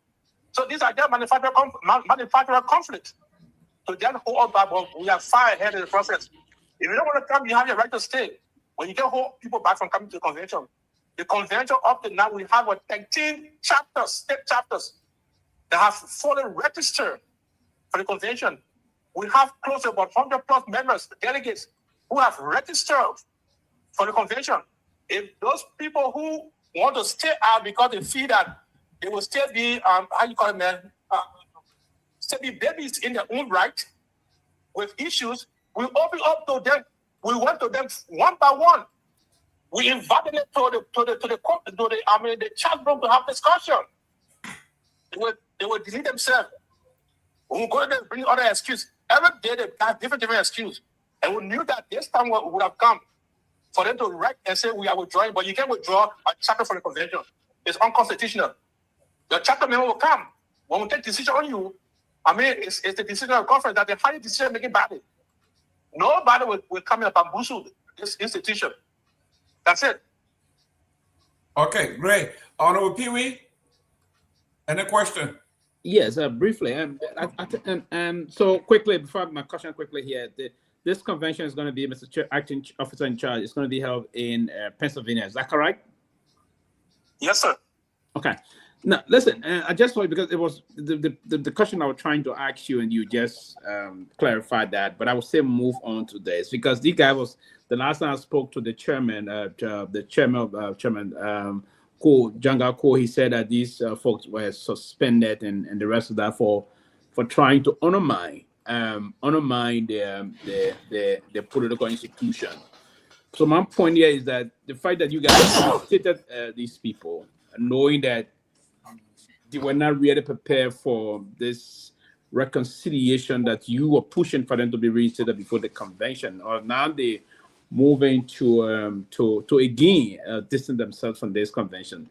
Is that aspect the law, the bylaw and constitution of the CDC? Can you move to, because if you find out that they're trying to be an obstacle to the party, what can the executive committee action to expel them?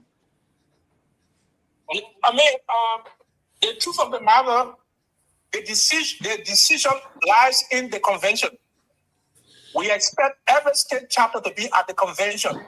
You are not an autonomous body from the CDC USA. You are not separate from CDC USA. This convention is not just like going for a rally. It is where we come and make decisions. If you choose not to come, and if you even see the letter that they wrote us for their reason, it's laughable. These are just manufactured conflict to give reason why they don't want to come. But as a leader, I don't. Coming. If the people come, there's a constitutional requirement to take action on them, because the convention is the highest decision-making body. Like I said, we open ourselves to reconciliation. Even because of it, we have sections within the convention to deal with reconciliation. Reconciliation, a round table being facilitated by, how you call him, Dixon Sibo and Frank Safoco. Quickly, Mr. Officer in charge, just a quick follow-up to that. Do you see their actions as tantamount to undermining the integrity of this coming convention? Do you sense that? Oh no! It's been long. The people say It's been overdue. You have won a long time. We have said the convention is blessed by the political leader who will be at the convention from the start to the end. He said, and I quote, I will be there when you guys are having an election. I want to sit and see the process. Whatever so you can confirm that Ambassador Weah will be in Philadelphia this weekend. I'm telling you, okay. He will be starting with us from the meet and greet on tomorrow's night up to the end of the convention. He'll be playing basketball and soccer with us. He gave me the keynote address on Thursday, the opening of the convention. Absolutely. Okay. You listen to that? Thank you. Thank you. Let me go to our brother here, Toure, and a question for the officer in charge. How you doing, sir? Nice to have you on the show. I don't think there really much question I want to ask. I'm not the kind of person who like probe into stuff even if I don't know what's going on.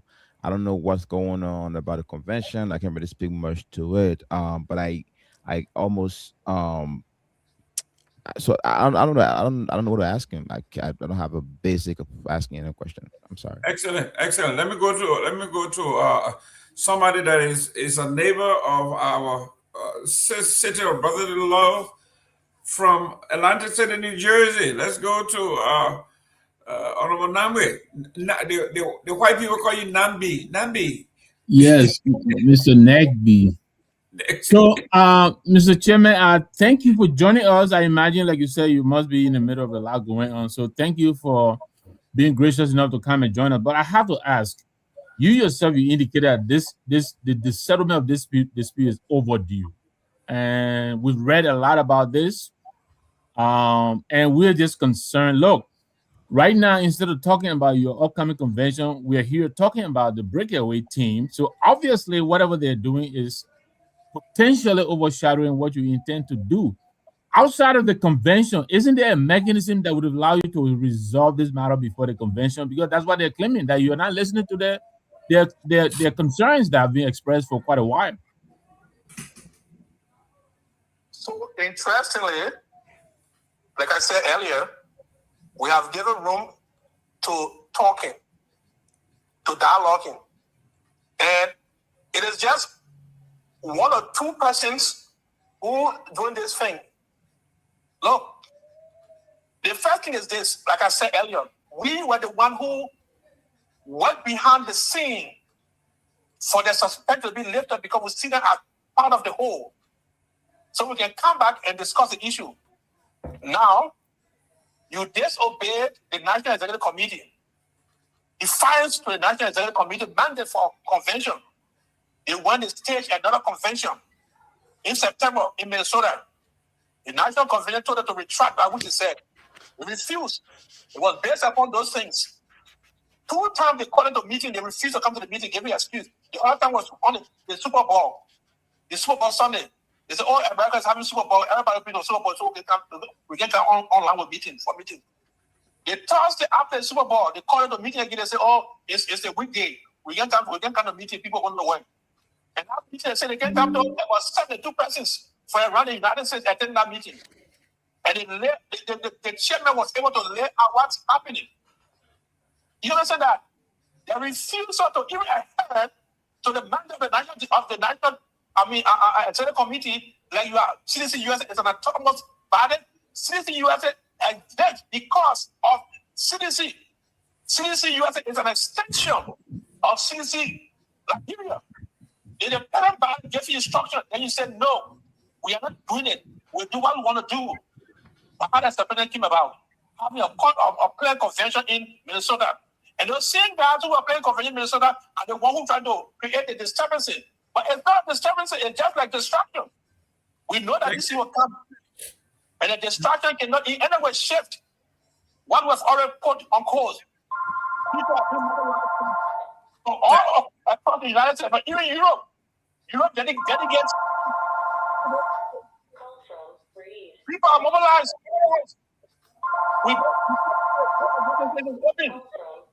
But I mean, it's time to stop this. Whose phone is that? Whose phone is ringing? It Oh, got you to mute. be. I see it again. Thank you very much. Let me go to Robert Garguah. Robert, any question? Well, listen, I am aware that this is not. I don't think this should be. Listen, and I appreciate the acting chairman for coming on and giving some clarity, Mr. Jerome. But the fact is, I don't think that the level of disgruntledness that's been displayed. I don't think it affects the convention. I do think that it's important that if the acting chairman and the leaders of CDC can bring the other guys on board to kind of sort things out, I think it will help with the distraction, because like Mr. Nagbe said, we should be discussing the convention and some of the plans. The president is in right to that. But just based off of what I do know, I don't think this affects the convention at all.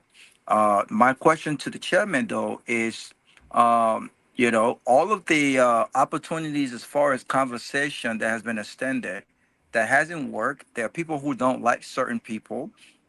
Certain people would rather speak to certain people. Have you inquired, just personally, to determine, what could possibly resolve this matter? And if there are any further disagreements or concerns that could be expressed at the convention, have you reached out to see, is it a possibility that these guys are not willing to talk to you? Are they willing to speak to someone else? Have that effort been made? Oh, so interestingly, we've had people talking to them, to the few of them who said they were dissatisfied. So the question is, what's the issue? The issue is, you are not doing XYZ. Okay, have you attended the end of the meeting since you were restored? No. But why is it you can come to the meeting? Well, you said it also, and you want to delegate the process. It's simple. We have meeting attended by over 50 plus person online. You never attended the end of the meeting, but you take the issue from the meeting to be your point of dissatisfaction. It doesn't logical. You don't attend meeting at all, but you're taking the issue from the meeting to be your point of not coming to convention. That's being hypocritical. On a serious note.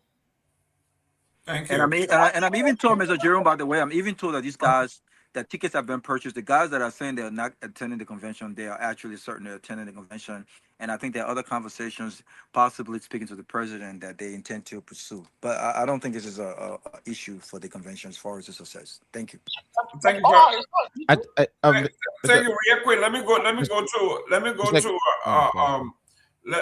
go to Sita. Sita. Yes, thank you very much. After listening to the CDC USA chairman and the pending situation that is obtaining within a party regarding some delegates deciding not to attend the convention, I think there is something that is brewing there, and I think it requires a serious attention by the executives of the party. Now, my question to Reverend Myean is, you indicated that it is expected that every delegates from all of the 50 states of the United States are expected to attend the convention. What happens if a delegate decides, look, we are not attending the convention because of XYZ? How do you resolve that? So, to correct you, it's not all 50 states, because we are not in all 50 states. But people can come from the 50 states as state representatives. But delegates come from the original states that are part of the CDC USA. But other states come in with state representation until they can set up chapters. Now, your question is good. The fact of the matter, we remain open to discussion. That one, we have not closed our doors on discussion, even to the point where, you won't believe it. You won't believe it. We have done our best, and the convention is where you bring your issues. If you think you have issues, so we can discuss it. It's a blessing for us to even have the political leader at the convention in all of our sections.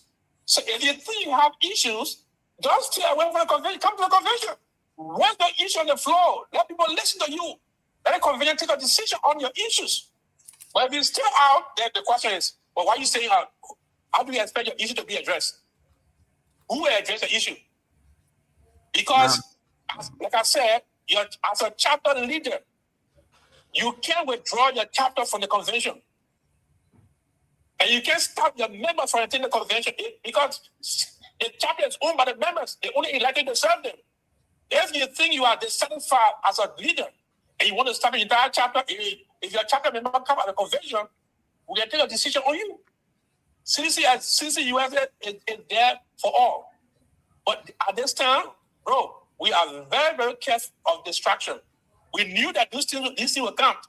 We opened our arm to even the president called one or two of them, and they see reason.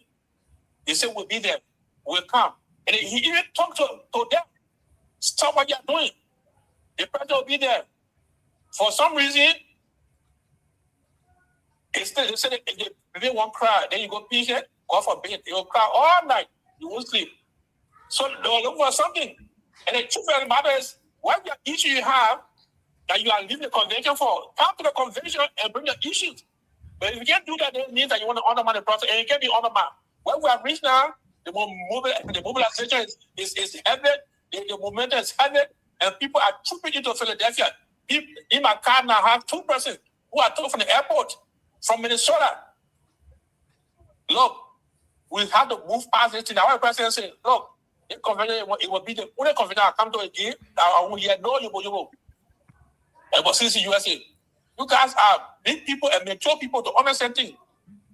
Why is it you can't understand yourself? Then how you fight against the opposition? We know how some of them are part of some opposition camp. They created this distraction to say we are not united. But I beg you, come tomorrow night at our meet and greet and see the number of presidents who have turned out. Come to the opening of the convention at the Springfield Country Club in Springfield, when the president will be delivering the keynote address. Come and see the attendance of our people. Yes, I'm a minister of the gospel. I believe that the one is important even than the not. But if the one is deliberately running from me, let me leave to run and see when it will start. It's a small thing that everybody can have. I appreciate so, Mr. Gilbert, I'm sorry, I don't know if I can ask now. Something came to mind. Can I? Okay, Mr. Iverson, real quick. Officer in charge, ORC, go ahead.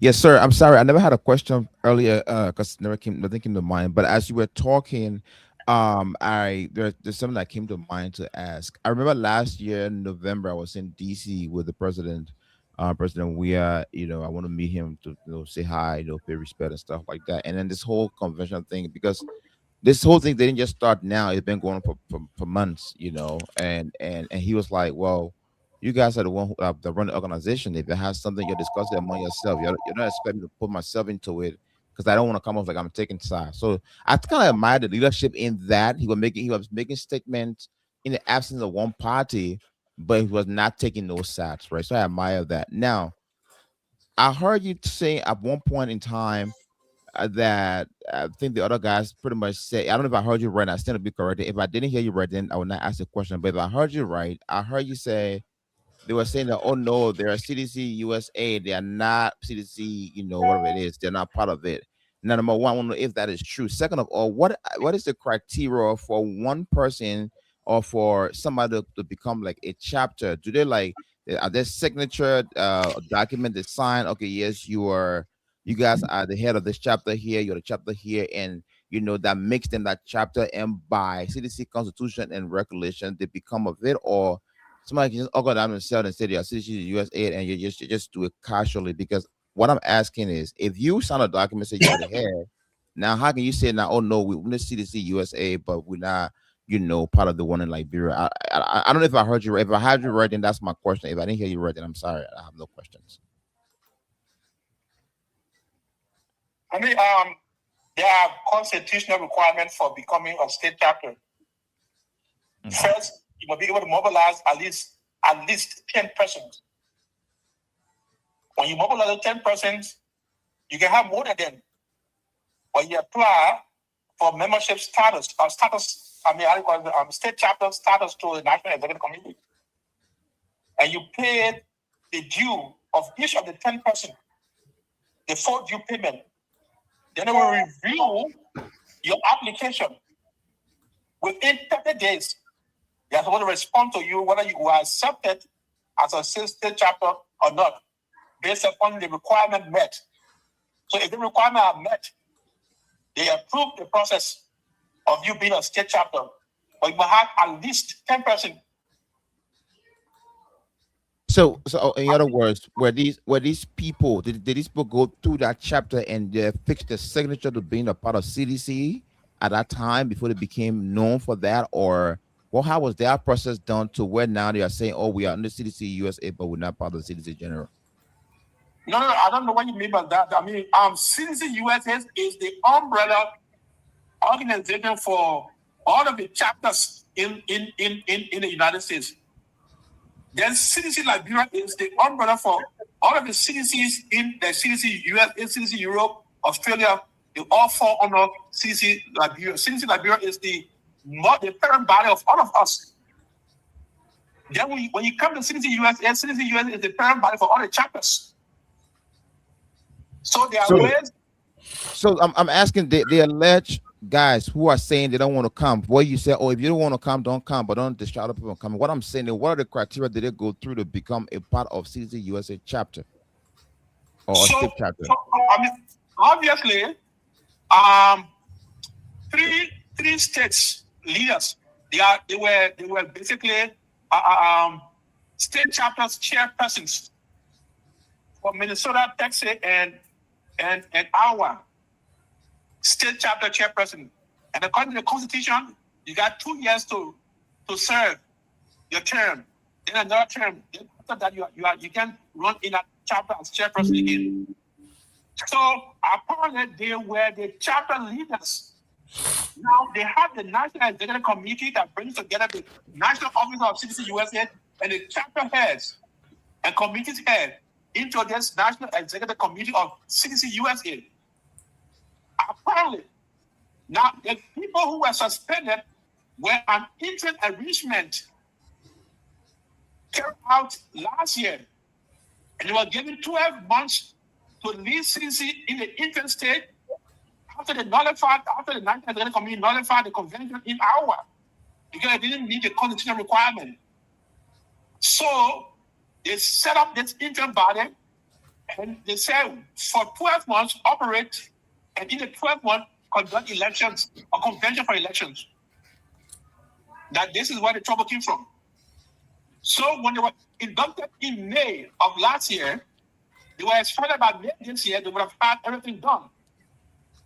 So the National Executive Committee called them to the president or the interim chairperson and asked, we are in November, December, going to December. We have gone about 6 months into your leadership. What's your plan for a convention? And they said, we'll come back to you. So they're coming back to the national leadership. They called on several people for meeting. They don't came to meeting. They got a different agenda. So by default. No, let me not make this a dialogue. Let me go to the chairman. Chairman, listen, we came here to clarify the show. Let us know what are we going to expect this whole weekend, publicize and inform the public about your event. We are not here to litigate or relitigate. We're here to talk about what's happening this weekend. I appreciate that question so much. Now, the convention starts tomorrow evening with a meet and greet at a place on 55 East Baltimore Avenue in East London. Tomorrow is Wednesday. Yes, Wednesday. Oh. Wednesday evening is meet and greet. Okay. Where all of our delegates who have arrived will come and do some refresher. We have an opening dinner where we'll have introduction of ourselves and the rest of it. Where the rules will be given to everybody. Where even the political leader himself will be present with us.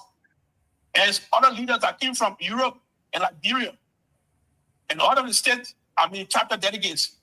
So after tomorrow night, after the opening dinner, On Thursday, which will be the 30th of July, this is where we have the official opening of the convention at the Springfield Country Club.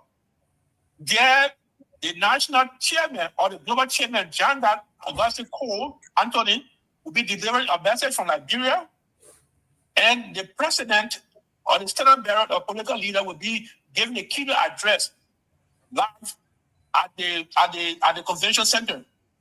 After that process, we have invited other political leaders to come to that convention for the opening and community leaders.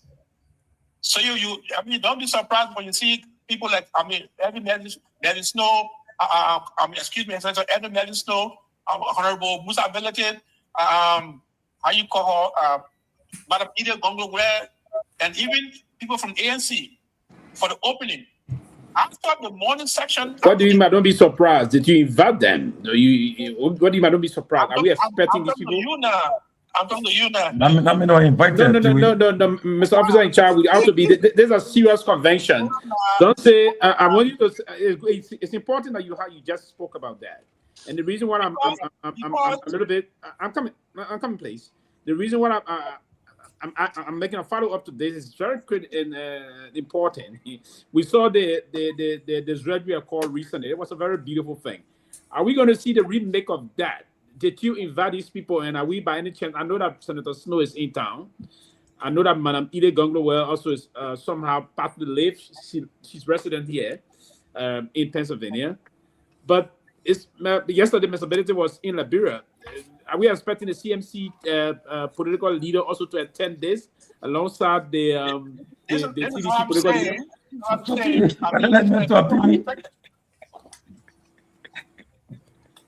Go ahead, Raymond. So these are the people that I expect. Those are the people we have invited. Okay. It will be there at the dinner of the convention. I have a quick question for the officer in charge. Quick question. It has to do with the convention. Okay, Mr. Officer in charge, you did send out invitation that stated June 27 was the day for the ball. Now, my question to you, does that invitation still stands or... It don't stand. Today is June 28th. No, we received communication. Listen to me, let me finish. Yeah. We received communication that the convention was extended. The time was extended. But you answer your own question now. So my question here is, the invitation that went out, those invitations still stand? No. So you're not the one to answer the question, please. Sita, they say it was extended. They say it's extended. Sita, go to June 27. Go to June 27 and go to your party. Mr. Gayman. Sita, I come, Mr. Officer, hold on a little bit. Sita just said, I saw you waving the letter after that 5 points. No, that's an invitation, official invitation. Yeah. And he said it right, Jenna, right? He said, first and foremost, he said it was set up for June. Yeah, no. Don't worry, July. It will tell you, Master, that it's not June no more. Then he left. He didn't stop there. He said there was something came out. So attention said it was extended. Then you ask him again if they all even just say. Reverend Myean. Yes, sir, Mr. Gayman. Yeah, thank you very much for the hard work that you guys are doing. I know these things are very difficult. Can you please ask the Reverend? He's a Reverend. I know. Yeah. Are you now that you're the officer in charge? Something nobody asked you here now. Are you also nursing, or by any chance going to be contesting for one of the seats in this convention? So no, we are not. That was part of the deal. He couldn't contest. None of us can contest. Okay. Right. Because people are concerned. They thought maybe you stay doing right. But that's why I'm mad when it happened initially. They thought that it was a springboard for who we are wanted. But the deal was they could not contest. They could not. But did you want to contest? No, man, the man didn't want No, to. come in. Did you want to contest initially? I'm not a question. No, we are not going back to the June thing. Yeah. Reverend Myean, this is what we're talking about now. Listen, for those, Mr. Nagbe is here, Pewee is here, Tomalin, all of these guys, Robert, we all been part of these things, and you are one thing you are correct on. The General Convention is the highest making convention where people go with their grievances to have it resolved. So anyone who shies away from going to the General Convention with their resolution or their complaints, to me, they are denying themselves an opportunity to go before an entire body to make their case. Because what the General Convention says, that resolution is binding. So if you want to stay outside, you are actually making yourself illegitimate. I think the Honorable Nagbe would attest to that when we were a member of ULA. Every chapter, everyone that has an issue. Now you are Republican. Now, what Republican have to do with this thing now? Oh, so ULA a Democrat, eh? You see that? But there's a little twist to this, though, Jerome, and I didn't want to monopolize. But look, the chairman's talking, but the chairman's position is in dispute, the Reverend, and he knows that. What makes it? He is the acting chairman because these people who are protesting were removed, and these people are saying they do not recognize his authority. He just said here that they themselves set up a dueling convention that was held in Minnesota that they did not attend. And these people are saying that they don't also recognize his authority to hold a convention. Yeah, that's why I was asking him whether there was any mechanism outside of the convention. No, but let me wrap this up. Look, quickly, right? Look, the thing is simple. I've been following the whole genesis from the whole thing that happened, even when the president came to New York. It's been going for a long time. But I want to say that to those who listening, there are people who listening from the other side too. Look, you don't easily get the standard bearer to attend these kind of convention, right? Exactly. He's coming. So, and one thing I like about him, based on the past, when we go to the CDC convention, when we enter that hall, everybody's almost, we are considered sedition, and you are delegate. Nobody is superseded that person. You are one vote there. So once you in that hall with him, everybody put their grievance on the table. He can be part of the process to harmonize it, because like the OIC Myean said, you cannot be divided and take on the ruling party. You got to come together and be united. Except where you have people that infiltrated the USA branch and from the ruling party trying to destabilize them. If you have grievances, you will definitely be at a convention this weekend to go and resolve it, because you will find a common ground there. Imagine that they started on Wednesday. Usually we should start on Friday. Yeah. For Wednesday to Sunday, look, that's a long time to resolve it. That's a long time. Encouraging all of them, all the guys. I don't know whether the man in Georgia and you stay on the other side still, but man in Georgia, you on the other side, look, you'll come forward. You're John, acting chairman, OIC Myean, and his leadership. You'll come seek a common ground. It's in the interest of the CDC USA and CDC Liberia, and these guys have put a lot into it. Resources, they have spent a lot of money to get this thing going. You can't come on, they can't stop it right now. It's not possible. Come and hear your grievances at the convention this weekend. That's the best place to be. So please, you come on, you don't really, this man, the officer in charge, he's not even running. He just there to hold on and caretaker and say, well, after the election is held, the new leadership take over and move on. So I want to encourage them to come. So thank you. Jerome, quickly, a little aside, Mr. Chairman. You said the CMC has been invited, and I'm a little bit taken aback because I should be the one to have to receive that letter. I don't have it. I know Dr. Richardson. Oh wait, maybe a bother to get it. One man, wait. Dr. Richardson doesn't have that letter, so I'm just letting you know. Have you talked to your standard bearer? The political leader, no, but that's not the process. That's not the process, Mr. Jerome. That's not even the process. Robert, right? No, don't ask that question, Mr. Jerome. That's not a fair question. They are supposed to our They don't invite the standard bearer directly. There are other Correct. people that get the invitation. That letter will come through us, and then we will refer it to Monrovia. Sometimes it happens. Go Mr. ahead. Gayman, No, but it's going to be happening like that. No, let me say that's a standard. So in the order in terms of diplomacy and protocol, also in the order of precedence, sometimes the hierarchies just communicate directly. Right. That's normal. President to president. They communicate directly. Then the president will communicate with the folks who were supposed to receive the letter. Yeah, eventually that can happen. The president is not under obligation to do that. The president will take the phone now and the president of the United States will take the phone and call Joe. You say, Uncle Joe, I want to invite you here for a state visit. It doesn't have to necessarily pass through the State Department to the embassy in Monrovia, then to the foreign ministry. That is the standard operating procedure. But in some cases, the precedence there, the higher ranking person can directly communicate to the next higher ranking person. That's what we call in protocol the order of precedence. Right, so it is proper, Mr. Nagbe. It may not be, probably it may be that way. So don't be surprised if you have to see your political leader here.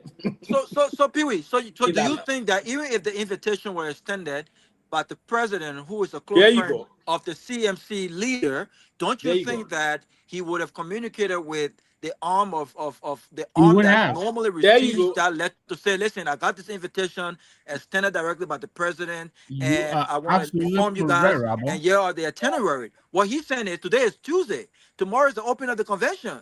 And the president has not communicated that yet. Yeah, in terms of that again, and to complete that aspect, you absolutely correct, Mr. Nagbe said it. Now, if that is done from the order of president, then you have to now pass the information out. That, I received a direct information from my colleague, the political leader of the CDC, to attend along with him in Philadelphia, Pennsylvania, the CDC upcoming USA convention. So I will be expected in the USA because you need to inform the CMC chapter that is responsible for the grand jury so that they will accord you that representation that require of welcoming the political leader. That is expected. That is part of the standard operating procedure again. But mind you, sometimes Africans, leaders, and African political masters do things in terms of in their own capacity. Maybe you just be surprised you hear that the political leader say, "Oh, Nami, I don't." It's possible. So who's gonna escort him to the event? No, He can't go by himself. You're right. Ryan Rabba is also right. But who's gonna escort him? Has he ever gone to a major event by himself? At least you will have 2 or 3 other people with him. No. Exactly. He will let us know because we have to go with him. Listen, guys. Well, 1 minute. But you know, we can move on.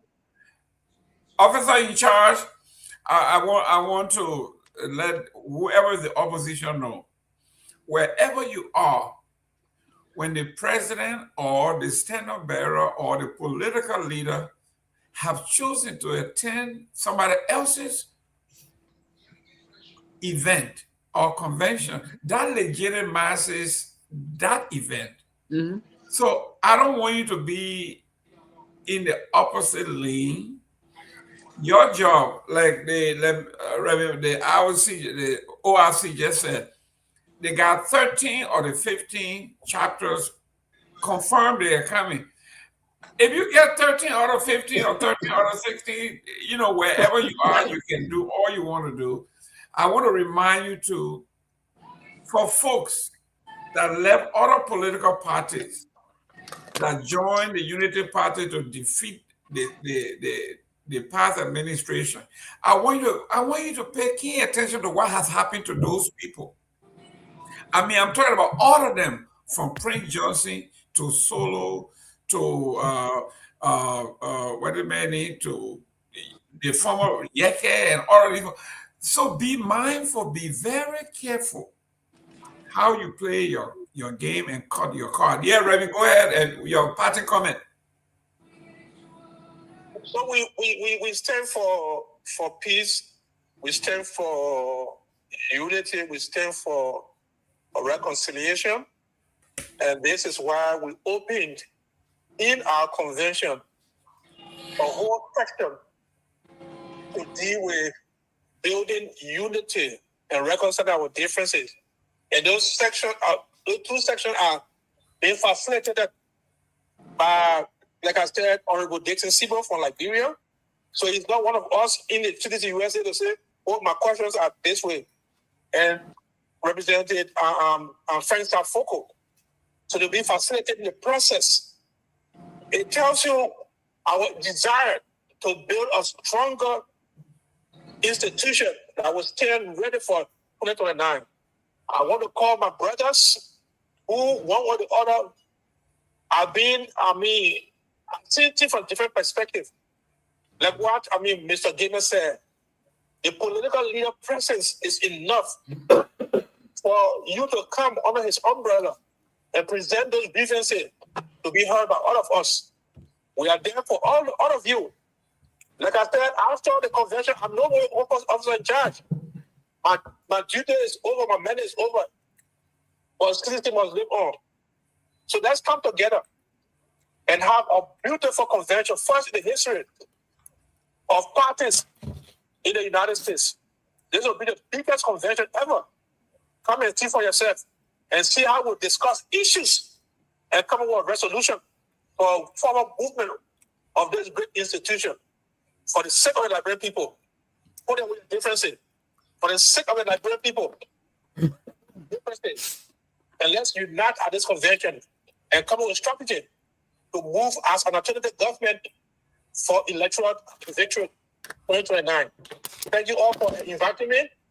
And I count this very, very important to me. Have a blessed night. Thank you very much, ladies and gentlemen. That was the officer in charge of the CDC USA Convention. It is this coming weekend. Festivity begins tomorrow, Wednesday. Meet and greet, and goes all the way to Sunday. So if you are in the Philadelphia area, you are in the tri-state or the quad-state, or anywhere in the United States, Philadelphia is the place to be. You know, Philadelphia has been having some great news lately. LeBron James selected the 76ers. The 76ers. He says, I'm taking my talent. Man, they're paying him $8 million retirement check every year. To Philadelphia. Why would that would be the end game for him. Yeah, guess what? It's a money grabbing decision. Guess what? Anywhere he would have gone, he would have made that same money. We wanted the man in South Beach. We wanted him back in Miami. But you weren't paying him much. You weren't paying him much. You wanted Kobe money or pay Kobe Bryant last year. He can't compare to Kobe Bryant. Who can I compare to Kobe Bryant? Why you say that to money? LeBron. I say so. What? Why you say that? What I mean, you compare when I Kobe and LeBron. You don't. No, you can't. That's true. You're right. We can't compare. LeBron is but you know LeBron's achievement, the way at the age he played, then you can compare. That's envy, man. That's envy. You right. Where you envy? You can compare the two. I'm a LeBron fan, but he wanted Kobe last year. They got paying for $8 million. He wanted the same amount of money for what? So why not? Why? Why not? He's playing. Kobe brought Lagos 4 championships. He brought Lagos. So he brought championship to the Lakers. He brought championship to the Lakers. That Kobe time championship. So what? So what? That's championship. Do Ebola when the other team won the championship? You say anything about it? But I'm telling you what. LeBron James doesn't even need salary to make money. I know that he money. He don't need salary. But don't have $8 million. The team, Johnny, that team is injury prone. So what? Injury prone. So what? Listen, the Sixers is a serious contender for the NBA championship because of LeBron James. That's correct. What are you talking about? I was not a Sixers fan. We are here. The Sixers is a serious contender. Let me go to Pewee. Pewee, let's go. Yeah, go ahead. Yeah, I was normally gravitating towards them. I love now. I saw one of their games before in recent time after last year, yes, and they won that game.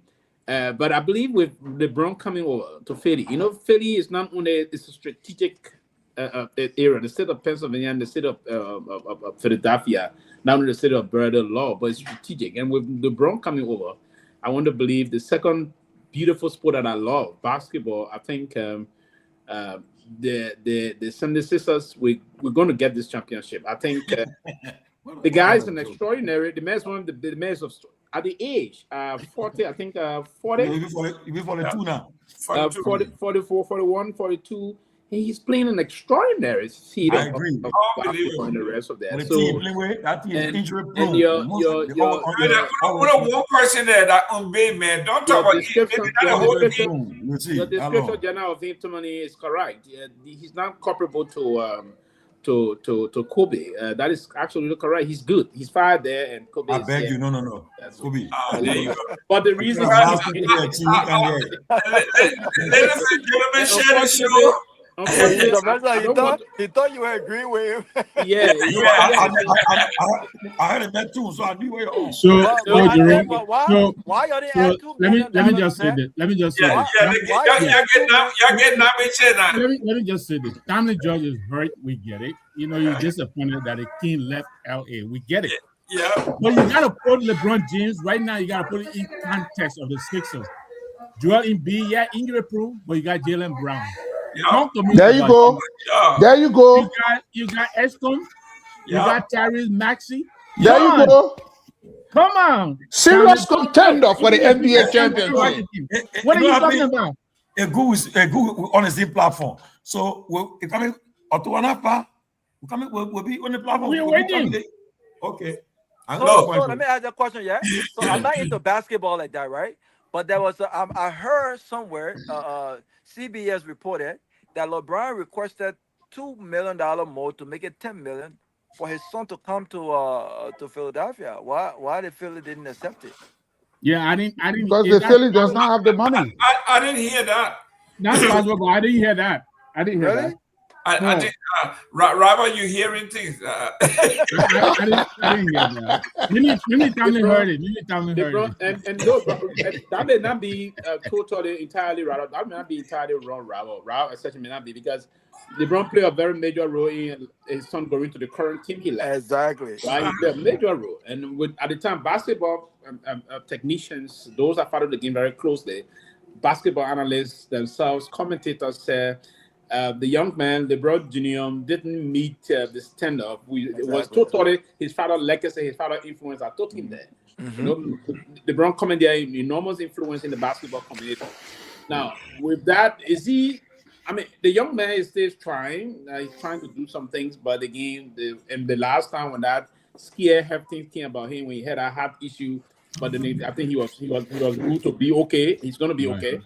So, but with issues unfolding like he want to come over, LeBron is trying to build his legacy from him to his son. So he tried to play into that. So he wanted his son to be increasingly motivated. I listened to him the last time interview on what is sport something ESPN.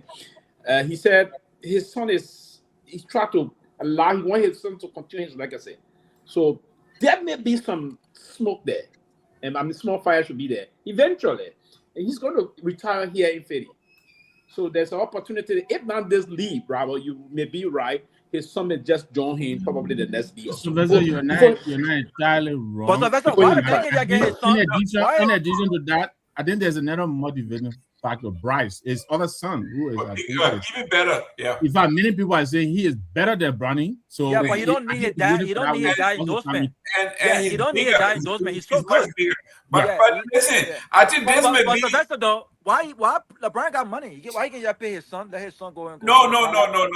He wants his son to earn it. This may be the best thing for. Robert, he want to groom him or he want the best son to earn it. Actually, no, listen. He want to see his son play the game.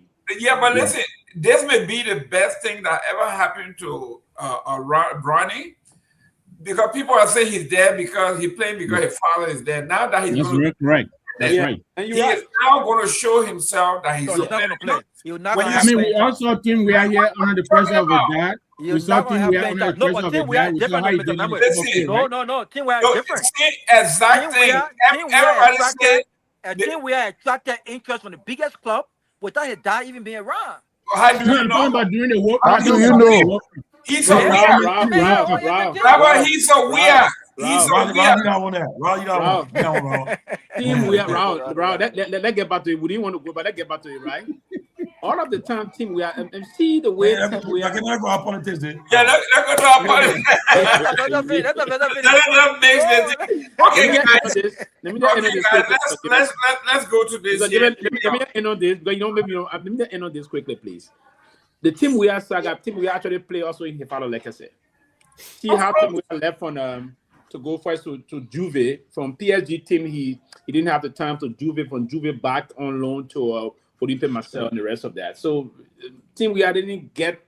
Tim Weah is not the Lamine Yamal that is so accustomed to playing and people hiring to pay money for him. No, there's someone pushing him. Now, don't get me wrong. Tim Weah is a very good striker if you allow him to do his thing.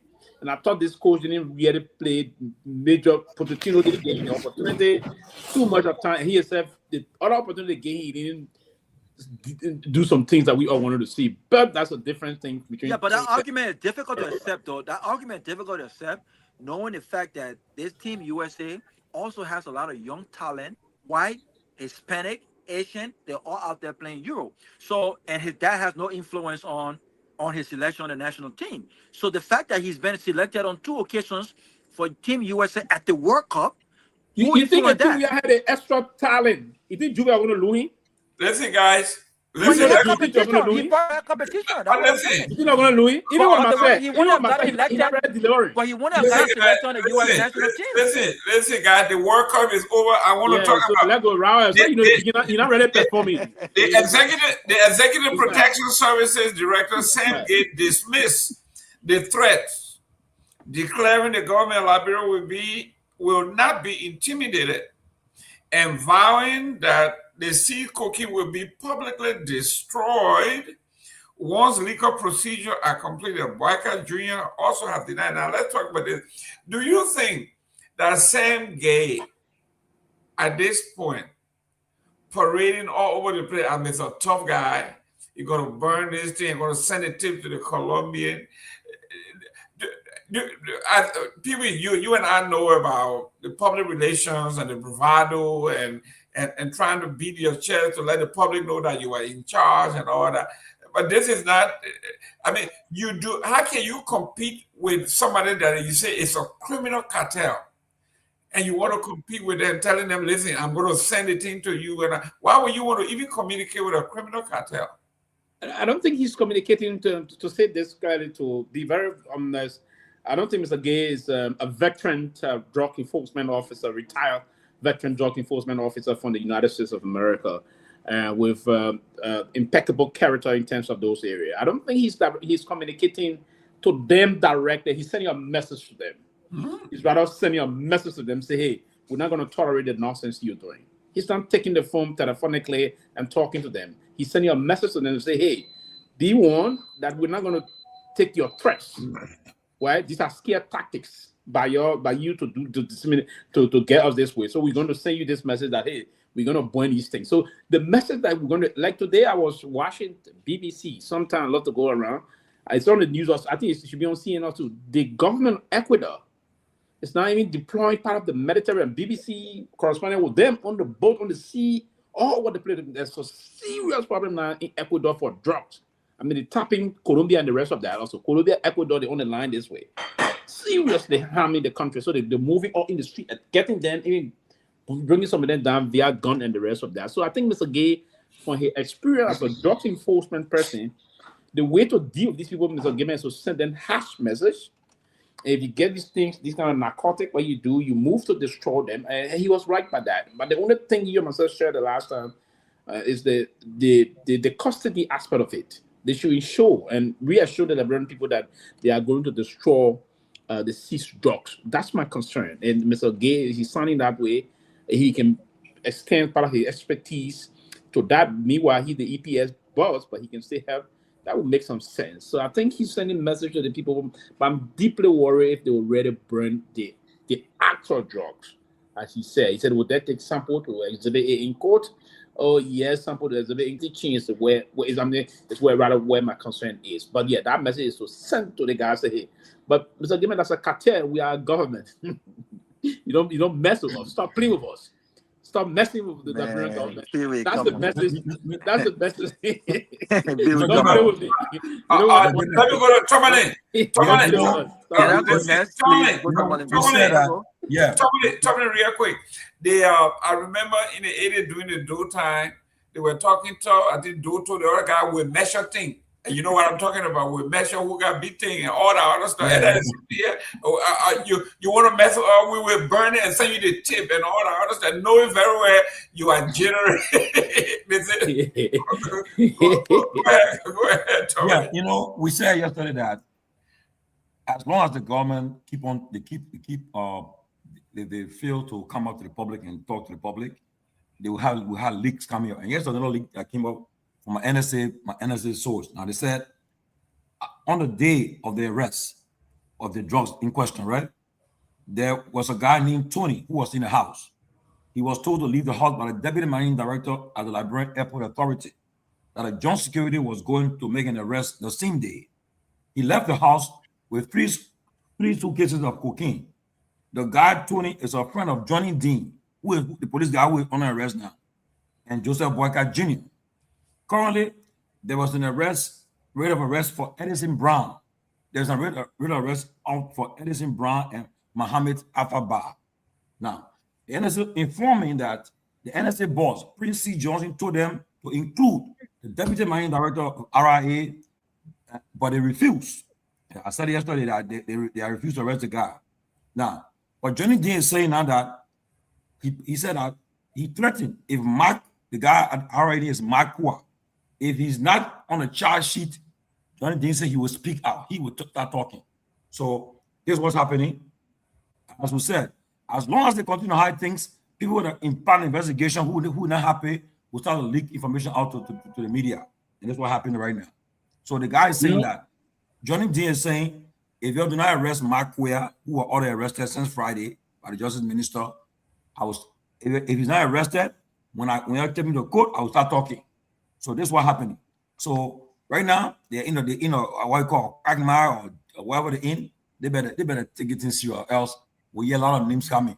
I'm afraid is this somebody die mysteriously? Like we have, is the old person die? I won't yet. Anybody that involved in the case, and custody, when the person die, we're not accept it. No, we're not accept it. Go ahead, Mr. Gayman. Jerome, let me comment quickly. All right, and we Sylvester. Look, I'm not a security person, but I'm not sure the attitude of Sam Gay is the attitude of a professional security person. Look, in this country, let's bring it back to sport. When you're playing a team, a very good team, what do they always say? Don't poke the bear, right? Don't make them angry, right? So if they're talking about Ecuador using, Marine or Navy or whatever it is to go after these people, do we have a boat? Does the Liberian government have a boat? we even get back, Thank you very much. These people are telling you the Coast Guard got one or two. Oh, thank God we got one. Thank God we got one. But the people are telling you that the 4 tons that they seized, there were 10 kilograms that were brought in, right? A 4 kilogram is worth around $700-something million. How much you think 10 million? These people are they are dripping in money, and therefore you will expect them to be armed to the teeth. So I don't know if taunting these people like the EPS security chief is doing. I don't know what it depends on. But look, we got Solomon taking from us right here by Guinea. We can do a jack about it. That was my one mention. You understand me, Robert? And he's gonna sit over there and talking the way he's talking. I don't want to use the other descriptor I have, but I wouldn't have advised him to speak the way I don't know, but that is just I don't know if he's prepared to back up, what he's talking about. And I'm not pulling Seleke Kromah because they say Seleke was undermining our security by saying the land belongs to Guinea. That's not the point I'm making here. The point is, can we talk that we do walk the walk to back up the talk that we're talking? Listen, let me say this. To be fair to the EPS boss, it been how many hours now since the so-called drug food and gave 24 hours? What have they done now?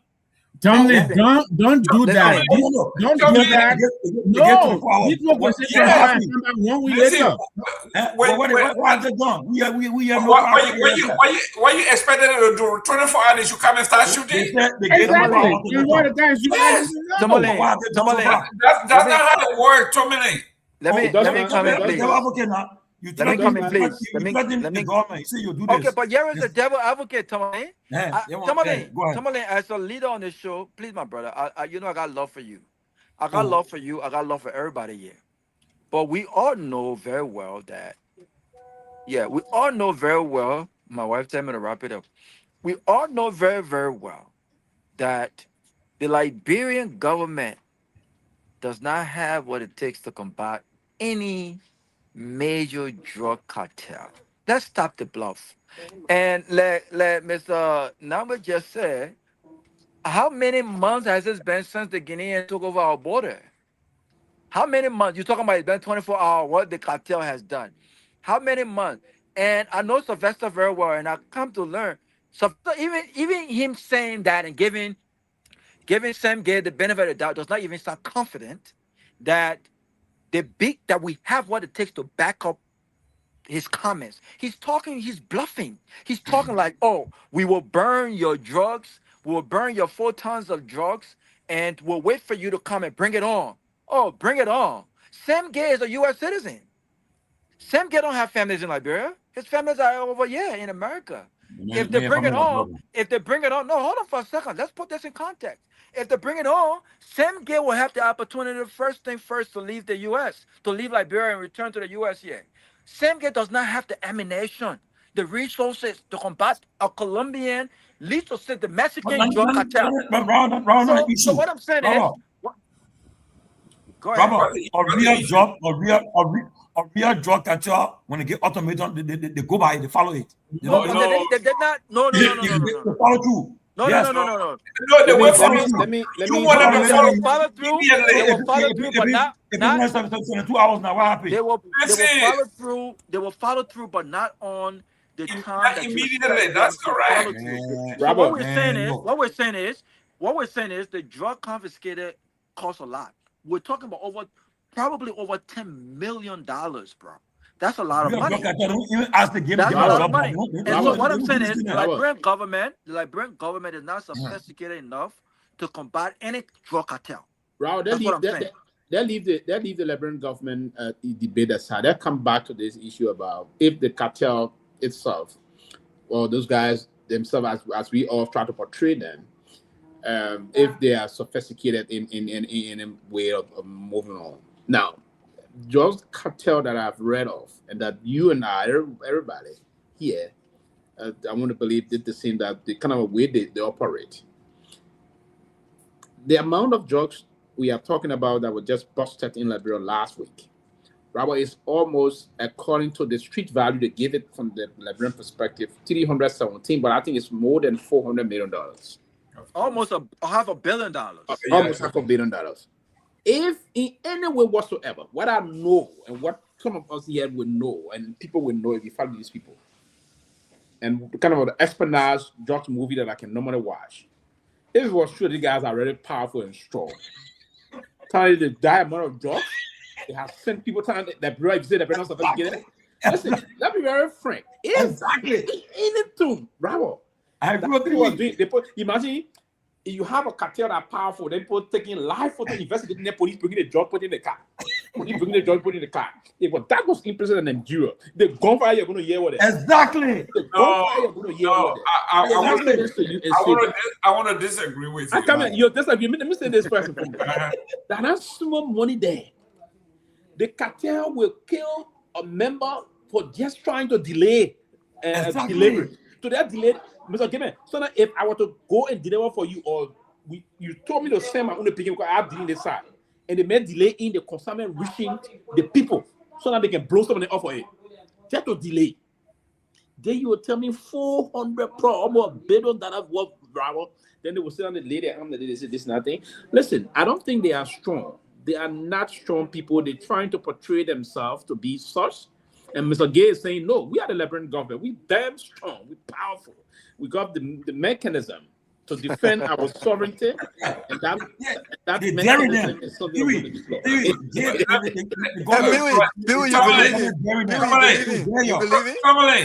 the mechanism and the ammunition to provide a drug cartel. Let me relieve your pressure. First of all, the Liberian EPA, LDEA, the gay, they had basically absolutely very little to do with it with the drug bust over there. So can't tell me that he Jerome, let me tell you something this. You saw the guy with the cell phone in the president's office. Do you know what he was doing with that cell phone? Where was Gay? Did he know that I man was supposed to be with phone near the president? I beg you, yeah. Let me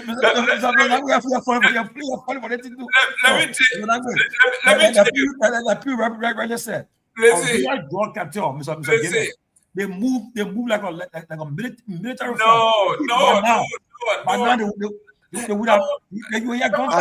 I said, can I get my closing? Can I get my closing, please? I gotta go now, man. Yeah, go ahead, close. Listen, great show, but it's very funny. You know, Raul, you stay in London, my man. How the president nice behind you? It was just 2 days, my man. 2 days straight. I was in. The men are celebrity now. I was celebrity. The next time, my brother Sylvester, man, we gotta come, man. We gotta go out there. And listen, but it was 2 days. Robert Garguah, in your closing, I want you to address the right.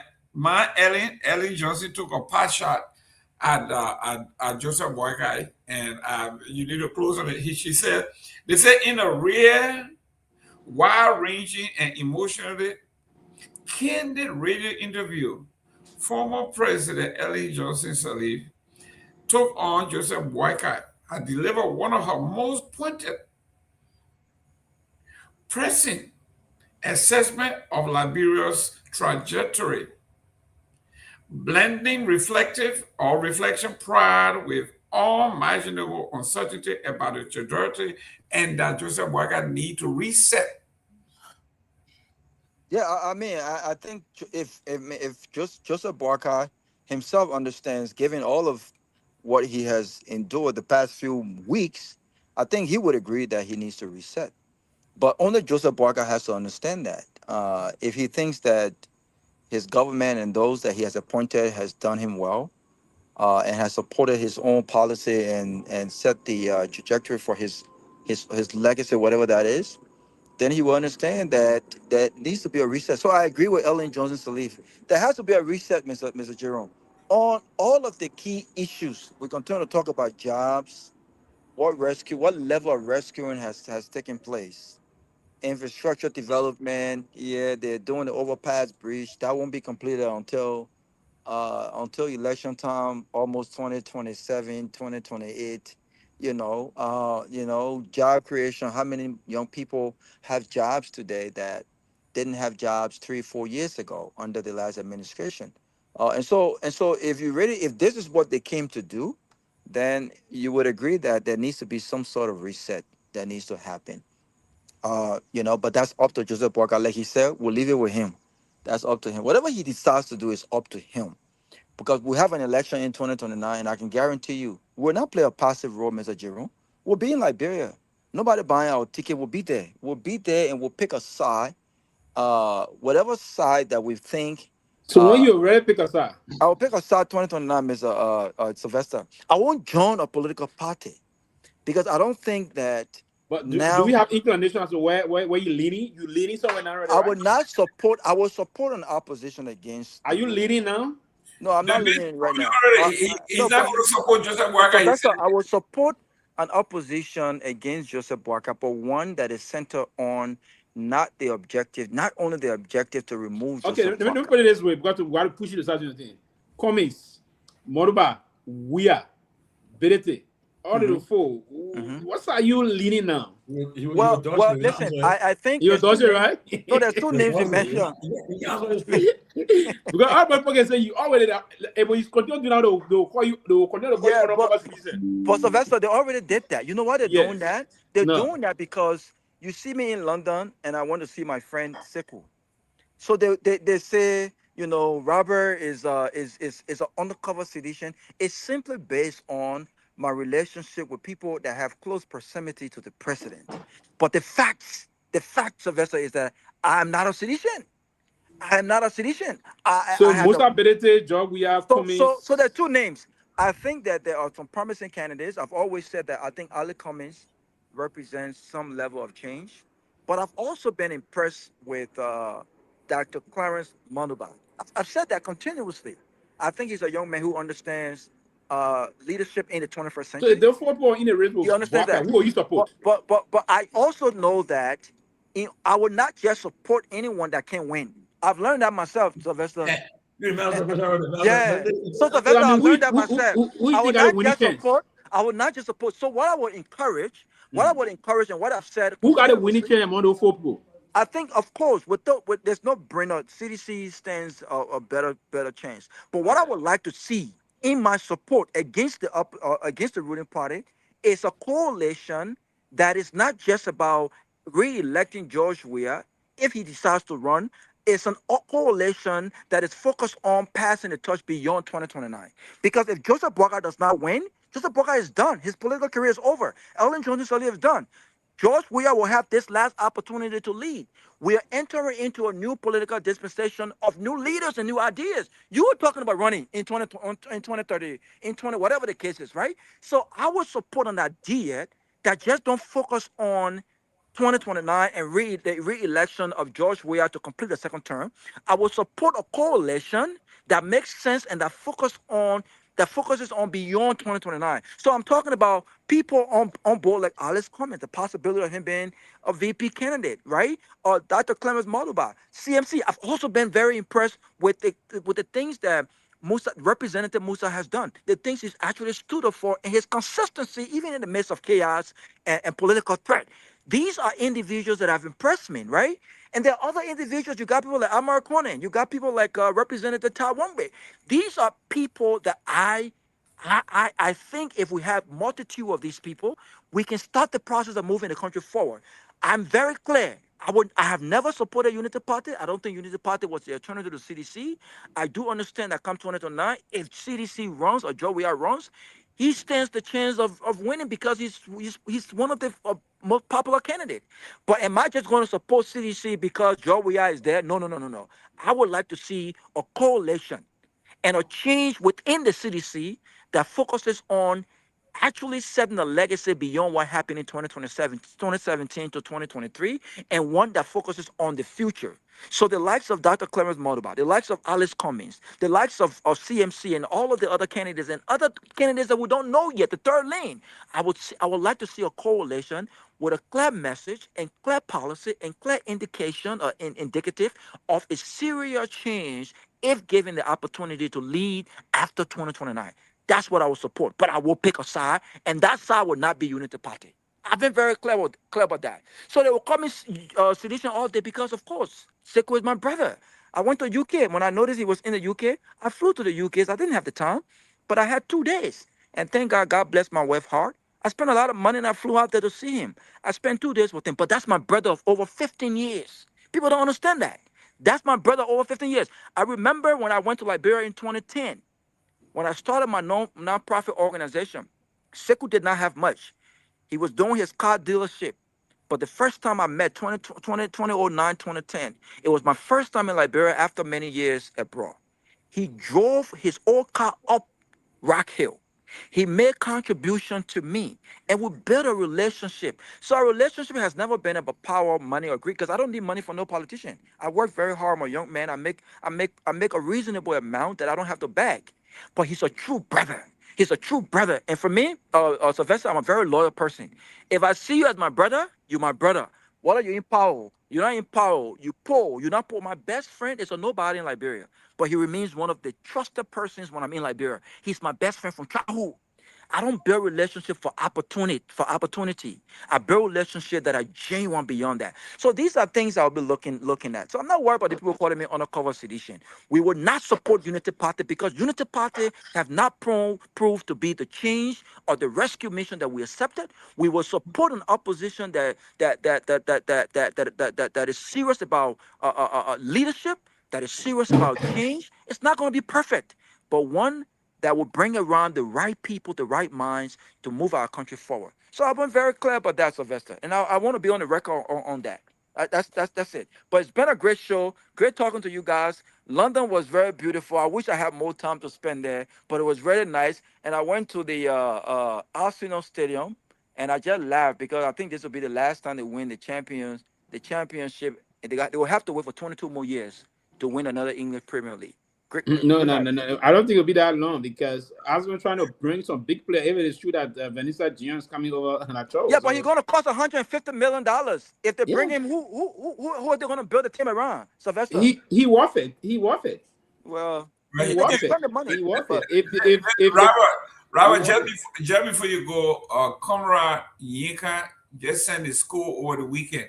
Said Minnesota IE 4, Barrow 0.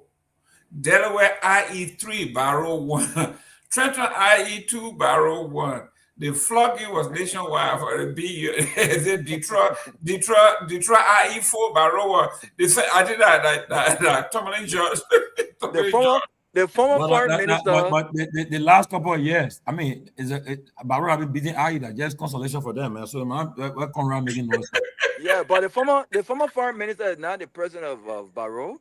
I think we need to do better. We need to do better, and we need to uplift the old spirit of Barrow in Liberia. But I mean, it is what it is. But good seeing you guys, man. Good seeing you guys. Is that how they welcoming Senator Finley? I know you're the president of Barrow now. Yeah, he is. Yeah, y'all look at Jomo Jala question now. Look at the question you're asking me. What is it? Look at the question you're asking me. Am I going to make that decision?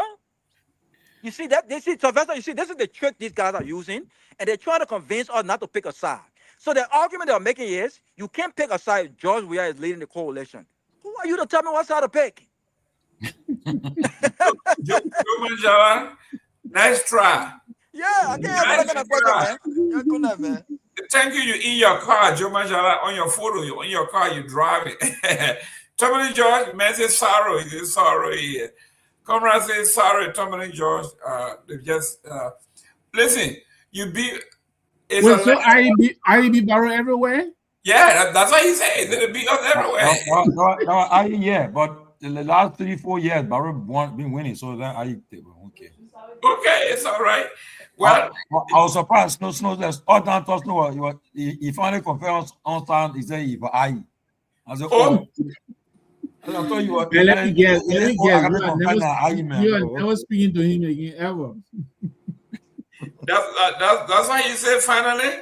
Yeah, he said when you get IE to come up in the other way, he said I'm an IE fan. I said, oh, really? When next year when Barrow win, he was saying you Barrow fan. They better a politician. What you expect from him? The man is a politician. But gentlemen, let's I know we gotta go, but the president broke ground though. Let's look at some of the things that the president have been doing. Whether you like it or not, road is very important.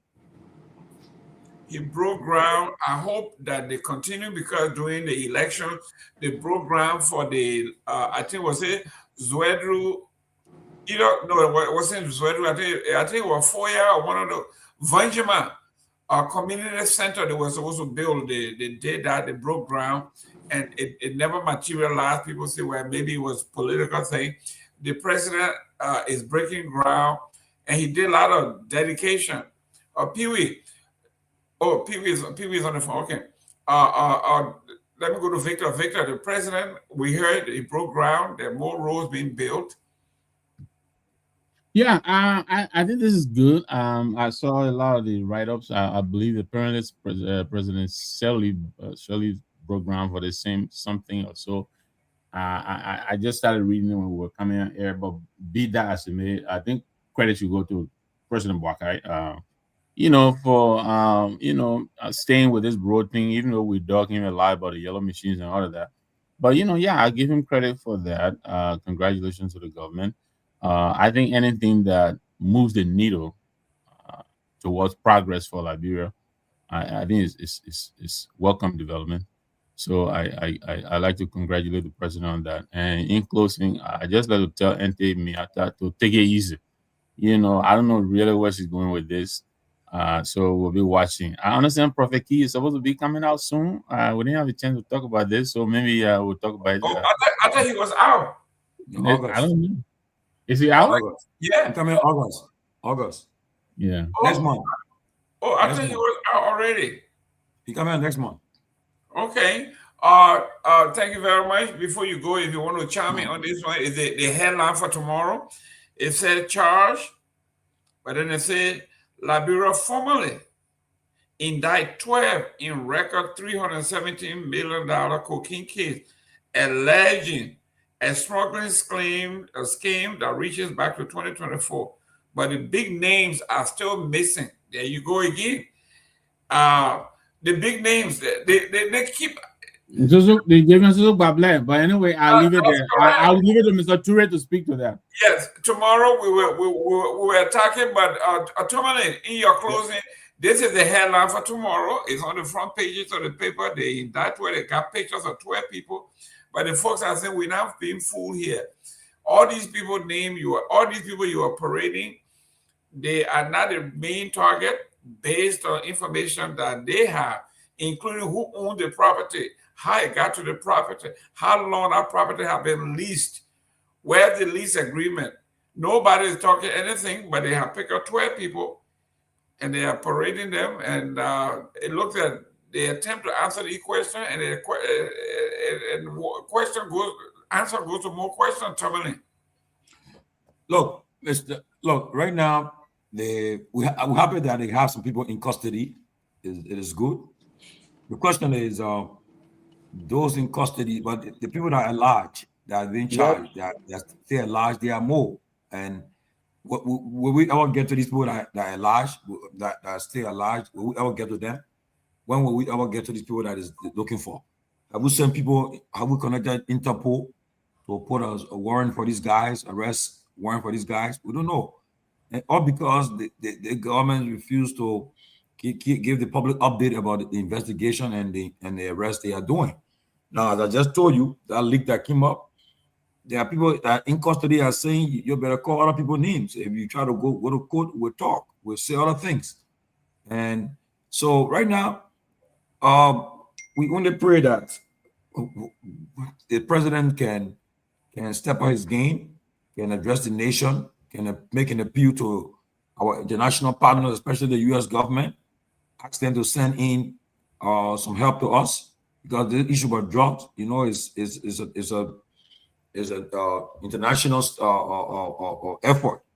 I'm very sure if we are serious about this, if the president pick up the phone and talk as the foreign minister to talk to Rubio or talk to the Charge Affairs in Monrovia, I'm very sure they will be able to respond to us.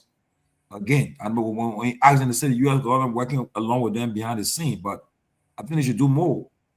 It will start to see real FBI investigators arriving in Liberia, that drug investigators arriving in Liberia to help us. They will know it's serious. But people are saying too, the reason why the government is not taking that step because of those involved, those connected. If they bring FBI or national drug or analysts or expert, they will go after the big guns that's hitting. Because, and Mr. Gayman, I will say this. There's no way we would deny that quantity of drugs that was seized, that it happened with all big guns not involved. That's There's correct. no way. Because you being in Liberia, you see there are many times at checkpoints at night, once the car is tinted, government official car, they get past checkpoint, they don't stop them. And who told you that how the things come? I told you recently at the airport, the chairman on the national security, the Senate, he brought in some stuff from Ghana, liquor, what he needs, Momo Saros. They tried to tell him that you pay the duty for it. He said no. He refused. Okay, and I reached out to him, and he issued a statement. The statement was, but I was told that the RI managing director had come and intervene. It was embarrassing. The access you got to pay, Mr. Senator. These things you're bringing in, the quantity of liquor alcohol you bring in the country, you're going to do business for business. It's not for your private or personal consumption. No, you brought all this thing and you got to pay for it. The taxes that is being paid and the taxes they used to pay you guys, and for the fact that the security firm is the one that provided security for the logistics company at the airport, and besides, he's the chairman of security and defense, intelligence at the Senate. How will you come and bring that quantity of alcohol in the country and refuse to go through the right procedure? And then you see, so most of the time These quantity of drugs that come in the country, they come through our very officials and are involved. But that's why maybe the intelligence is taking a snail walk. But if we serious, if I hear the president say that I've communicated to the U.S. government, I've dispatched my foreign minister, my justice minister, they have gone to Washington to help bring investigators, then we know they're serious. Because people are saying, Judge, they won't happen because you know why? If the people come in, you can't bribe these people. They will tell you, if higher us are involved, you gotta come, you gotta go after them. So these people that have been charged, I don't know how much we'll get out of them. Are they the real ringleaders? Are they the real people who really involved, or they're just part of the cartel? So I still believe that more at large, the real people have not yet to be brought to justice. So until we can get serious about it, I think it's just a complete showmanship we're doing. They want to say, yeah, we're fighting drugs. I don't think the fight on drugs is really in this full gear right now. So I pray that we'll hear more from it. And if they don't bring the real people, we're in trouble. Well, Abraham, we are coming to the end of our show. We got it's a buffet. You can close or order the topics or one of choice of your choosing. We're talking about former President Ellen Johnson Sirleaf is asking the present president, the economy, youth unemployment, all the major economic indicators, and based on them, he needs to recalibrate or reset. Yeah, so as always, thanks to every one of you again for today. I think it was a good show. I think people said what they had to say, and like I always said, I encourage a platform where we all can come and dialogue. Share opposing views. Even if we agree or don't agree. If I can go by what I remember, I will start with the Honorable Sarah's Mambo thing. I had an interview with Dr. Clarence Monima, and we had a 1 hour one-on-one sit down. And one thing he said to me that stood up to me, and I agreed with him a lot, was he said, Liberia lacks ethical leadership, right? And there's a famous saying that you know about that says, to whom much is given, much is expected, or much is required. It's about time that why it's true that a commander-in-chief is somebody who always going to point out when things are going wrong in the country. It's also good that we look at those other guys around who by far who also are the direct change makers in our country, from the ministers, from the lawmakers, and so on and so forth. So the art of him bringing stuff, because it's bad that the commoners will suffer whatever the consequences are, whether it's through taxes or drug rate and stuff. It's bad that the commoners will suffer, but then the big guys cannot suffer that. And if it's a crime for you to evade taxes, and I think that is a huge affront to the Liberian Constitution as well. In a serious minor country, he can be investigated. He can be in serious trouble for that, right? But again, Liberia is a society where if I'm on the good side of Mr. Jerome Gayman, with our buddies, nothing he does really, many Latino it will go. And that's the reason why this whole drug thing we've been talking about. I don't want to just sit and talk about it and just let it go. I think we should spend more time on the drug thing because it creates more awareness. It puts some pressure for more deacon and stuff like that. It shouldn't be like the 2 week situation. So I think that's one thing, the ethical leadership that is lacking in Liberia. I think that's something we gotta look at. The drug situation, I one person who is a strong proponent of a drug-free Liberia. Liberian government, through the President Boakai, went and banned hookah in Liberia. Hookah. Why he banned hookah? I don't know how dangerous hookah is compared to drug smoking, but then rumor has it that people are bringing other things in the form of hookah, so you got to ban everything. So now entrepreneurs in Liberia who are doing the business that are getting a little fun from getting hookah or shisha, however they call it, don't get those resources no more because what the government has made it a law now. Don't get me wrong. The old Savvy Lodge and places like the cigar bar, as of the time I was in Liberia in April, you could still go there and drink and smoke hookah, even though it was banned. Why do you think it's happening? But because somebody is close to somebody that goes in there and inspect, so the things are going unnoticed. Liberia does not have a system. We don't have a system. And because we don't have a system, we'll keep paying for the same mistake and over and over. And unfortunately, we are rewarding people in political position because of campaign they ran for us, not because of competence. This thing has played out over and over and over again. I think that this is something that, the government through the president has to look at and say, hey, what can we do? Let's pivot. We can't keep doing business as usual. So I think the whole thing about the drug, I think that's something we should keep on. We should keep blowing the alarm for it. Do I think we should rush into judgment? We're making unnecessary arrest? No. If it takes us 6 months to get to it, if we get into the actual bottom of it, then no problem with 6 months. But at least let's not give up on the drug situation. I would not come here on this platform and think that the government is not doing nothing about it. I think they're doing something, and they could do more towards getting those guys into custody or bringing them to face the law.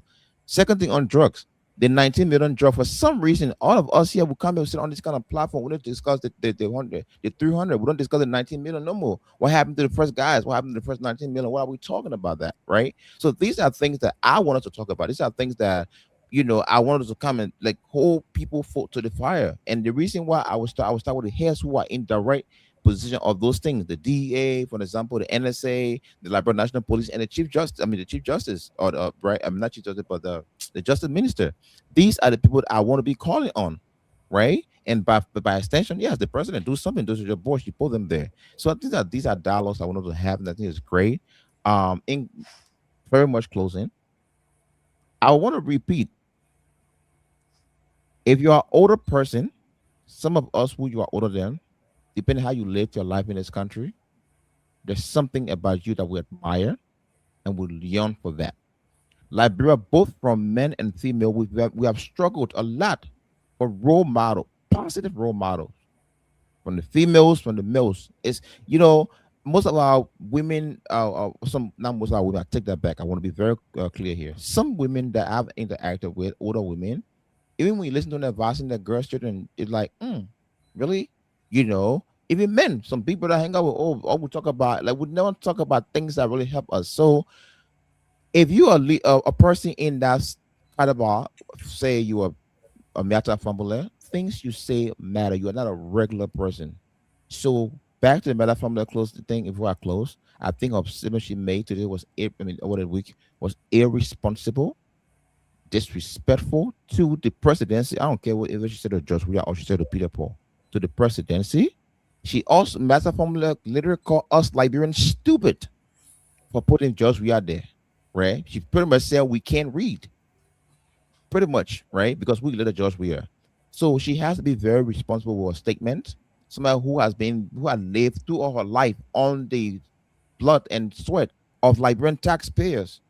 She have no place to come and denigrate a system that you have no idea of what it means to work hard for anything that benefits that country besides your personal lifestyle you chose that made you quote unquote famous. And I will close that. But other than that, I respect everybody here today. I think it's a great show, and I would want to come here every time. As long as if I don't have nothing to say, I will keep quiet. If I have nothing to say, you hear me talk. Thank you. Real closing, your name and where you calling from? Thank you, my brother. This is Abraham calling from New Jersey. Go ahead. Thanks for you guys, man. You guys are playing your part, man, to be up this time of the night. And you're still contributing is a worth commendation, man. Thanks for the effort, guys. But listen, man, I just wanted to point this out. I don't know whether you guys talked about it earlier on in the show with regards to trivializing the threat from the video from those Colombians and so on and so forth. The cartel, they are very dangerous.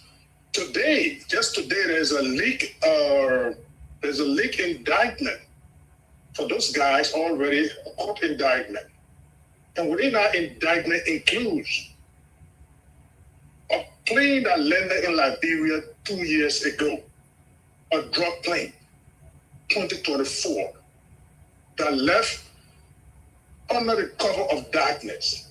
Now, if the reason I'm pointing out that plane, if they got the capability to do that in your country up to today's date, it's only been mentioned because you got a drug bust now.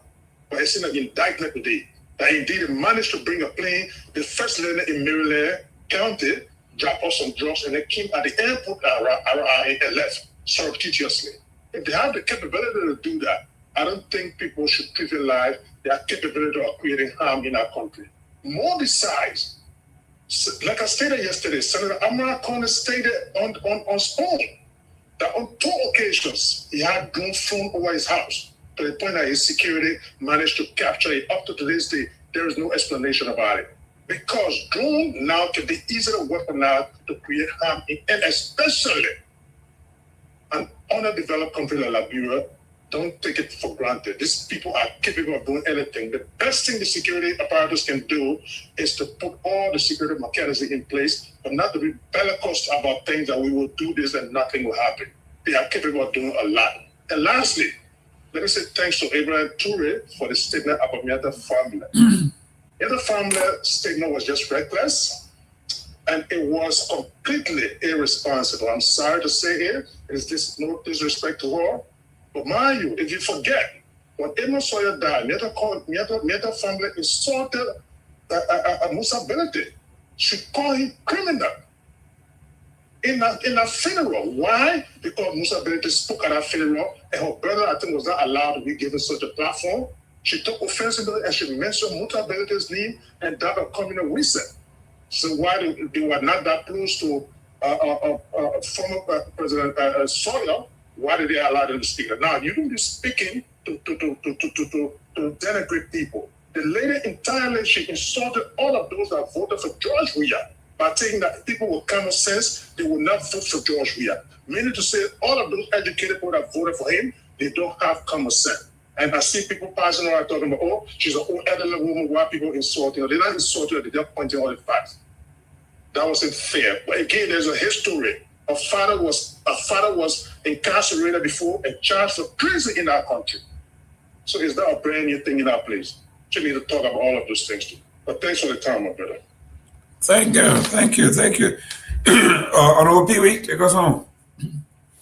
Oh yes, obviously, and I think I agree with Mr. Conan on that, and that's one of the reasons this evening I really disagree with her, and that's for me, my support, my respect evaporated ever since for her. We're not going to even try to dignify her point. To even state that Ellen had extra ballot, it's someone that's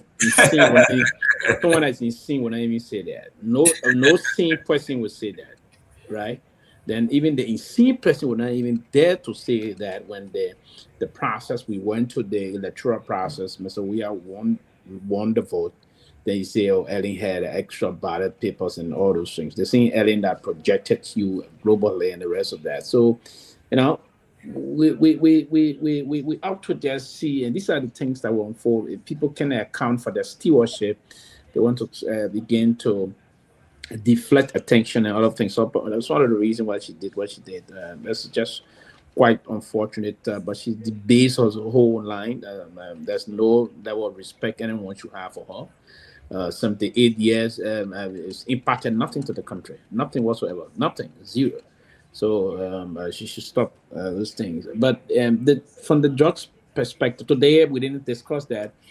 The Bouakan administration dedicated the money common to Banga money common role. Was the first phase was dedicated today. The president drove from Monrovia, and first he stopped in Banga, met most of those that financed the road, and then they drove to Lofa County in Sarai district, if you will, to dedicate the first phase of the road. But there's a lot of debate ongoing, and we ought to be as people. And I was saying to one of the officials of government today, someone that I due the respect very seriously, that and he said, no, the road, bulk of the road was done. I said, no, Chief. This road from Banga City all the way to Golu was done under the Weah administration. from Golu to Sarai district. I mean, it's the Golu is in the Sarai district. So from Golu to town from Golu to Sarai town, it's less than 6 kilometers, meaning less than 6. There's 6 miles there about 5 to 6 miles. The Boaka mission took the road from Golu, the 6 miles. It's 81 kilometers of road from Banga all the way to Sarai, where the road stopped currently, which is 81 miles. The administration, the Boaka administration may have done probably less than 10 miles of the 81 mile. And then today, I thought they should have during the program. They didn't give, and it's part of what something government would do. I expected them to give credit to the past administration, something that they didn't do. That was not a good thing to do. But again, they announced today that the second phase of the road project, they did launch that also, that from Sarai town all the way to Konya and Zozo to Yela will be done in the second phase. We look forward to that because the country is backward in terms of roads. So any kind of a road development will be celebrated, if you will. That it's a pathway to begin to expose the country economy to a higher height, if you will, a greater height. So we won't commend them for that, but I thought they should have just raised the point to say, okay, the past government did this and through the Kuwaiti fund, and we did this. Here's where the road is now, but they didn't do that. I thought it was quite unfortunate. But be as it may, we collectively just want to see a success story in the country, Mr. Gayman. But the drug situation quickly. We hope that Mr. Gay is not just talking a bluff talk. They should do that and ensure that those jobs are destroyed. And they should now begin to protect the shores of the country. What we hearing that plane being flying, if the issue is concerning. So the government will have to come and explain a lot of things, and it should protect the borders for our country. But Madam Foma's statement against the former president was utterly disrespectful. I think she will have to apologize for the nonsensical description of the former president. It's quite unfortunate. Great. Tomalin? It was a great show. And today they had this memorial for Senator Graham. And yeah, what your boy said at the end of his eulogy. He's saying, a quote, I end by saying something very, very special. Lindsay, we love you. God bless you. We'll always be with you. And you are very, very special. President Donald J. Trump. You're very emotional today. My first time saying being emotional. Some of me knowing the guy. It appears as though Lindsay death really touched him though. But Lindsey Graham, our condolences to his family, and he will join his friend John McCain and other patriots who have gone to great beyond. I just wish his family the consolence during this time. But look, it was a great show, and happy that our audience continue to expand. I think we are doing well. Keep on. And like I said, everybody getting concerned about this drug issue. I think the government needs to do more. You see, the 26 program was well spent, well organized in Bassa. What you expect? What you expect, man? Yeah, I think they were treating it right, but I think on a serious note, the drug issue overshadowed it. Like one of the problems. You see, even the national orator last year when that Don spoke, it was all over the place. We had a whole show up about him, but Dr. Burrow talked about the historical context of Liberia so much. He didn't really attack anyone. Just spoke about our heritage, we should remember, and still, but it's not even making the news, not even making the headlines. Overshadowed. Yeah, because of the drug issue. And the president, while it's true that they are trying their best on the drug, but yet and still, the movement is very slow. And we're not hearing the names of little people, the big names that are being involved. Once I hear these names, and the president is serious, he will invite the national help him to get these people tracked. But for now, I don't know what will happen. But lastly, today, I said today, I won't be surprised, and you can take my word today. If we hear any kind of disturbance in our country, it coming from the drug issue. I think the people should take it serious. If we are ending a disturbance in our country, it coming from the drug issue. It will come because of the drug issue. And we don't want no more disturbance in the country. We want the government to act fast. I think people said yesterday, somebody said it. The government, if they start to deploy the military now, maybe say, okay, you're getting involved, work side by side with the DEA. We'll understand. But right now, I don't think we have the necessary logistics or whatever they need to combat these drug forces. If, as I said again, that video, the video may be real, but what the characters, those involved, I don't think they are real drug cartel people, because they won't tell you say bring our money back. Drug cartel don't tell you say bring our $2 million back. They pin up on the boat. They will not say bring our money back, bring our drugs back. They don't say these things. They come after you. They go after that you. video fake. That's so much. No, Pewee. Sam Gates is real, right? Sam Gates is I real. want to believe that video, Pewee, is not real. The characters involved.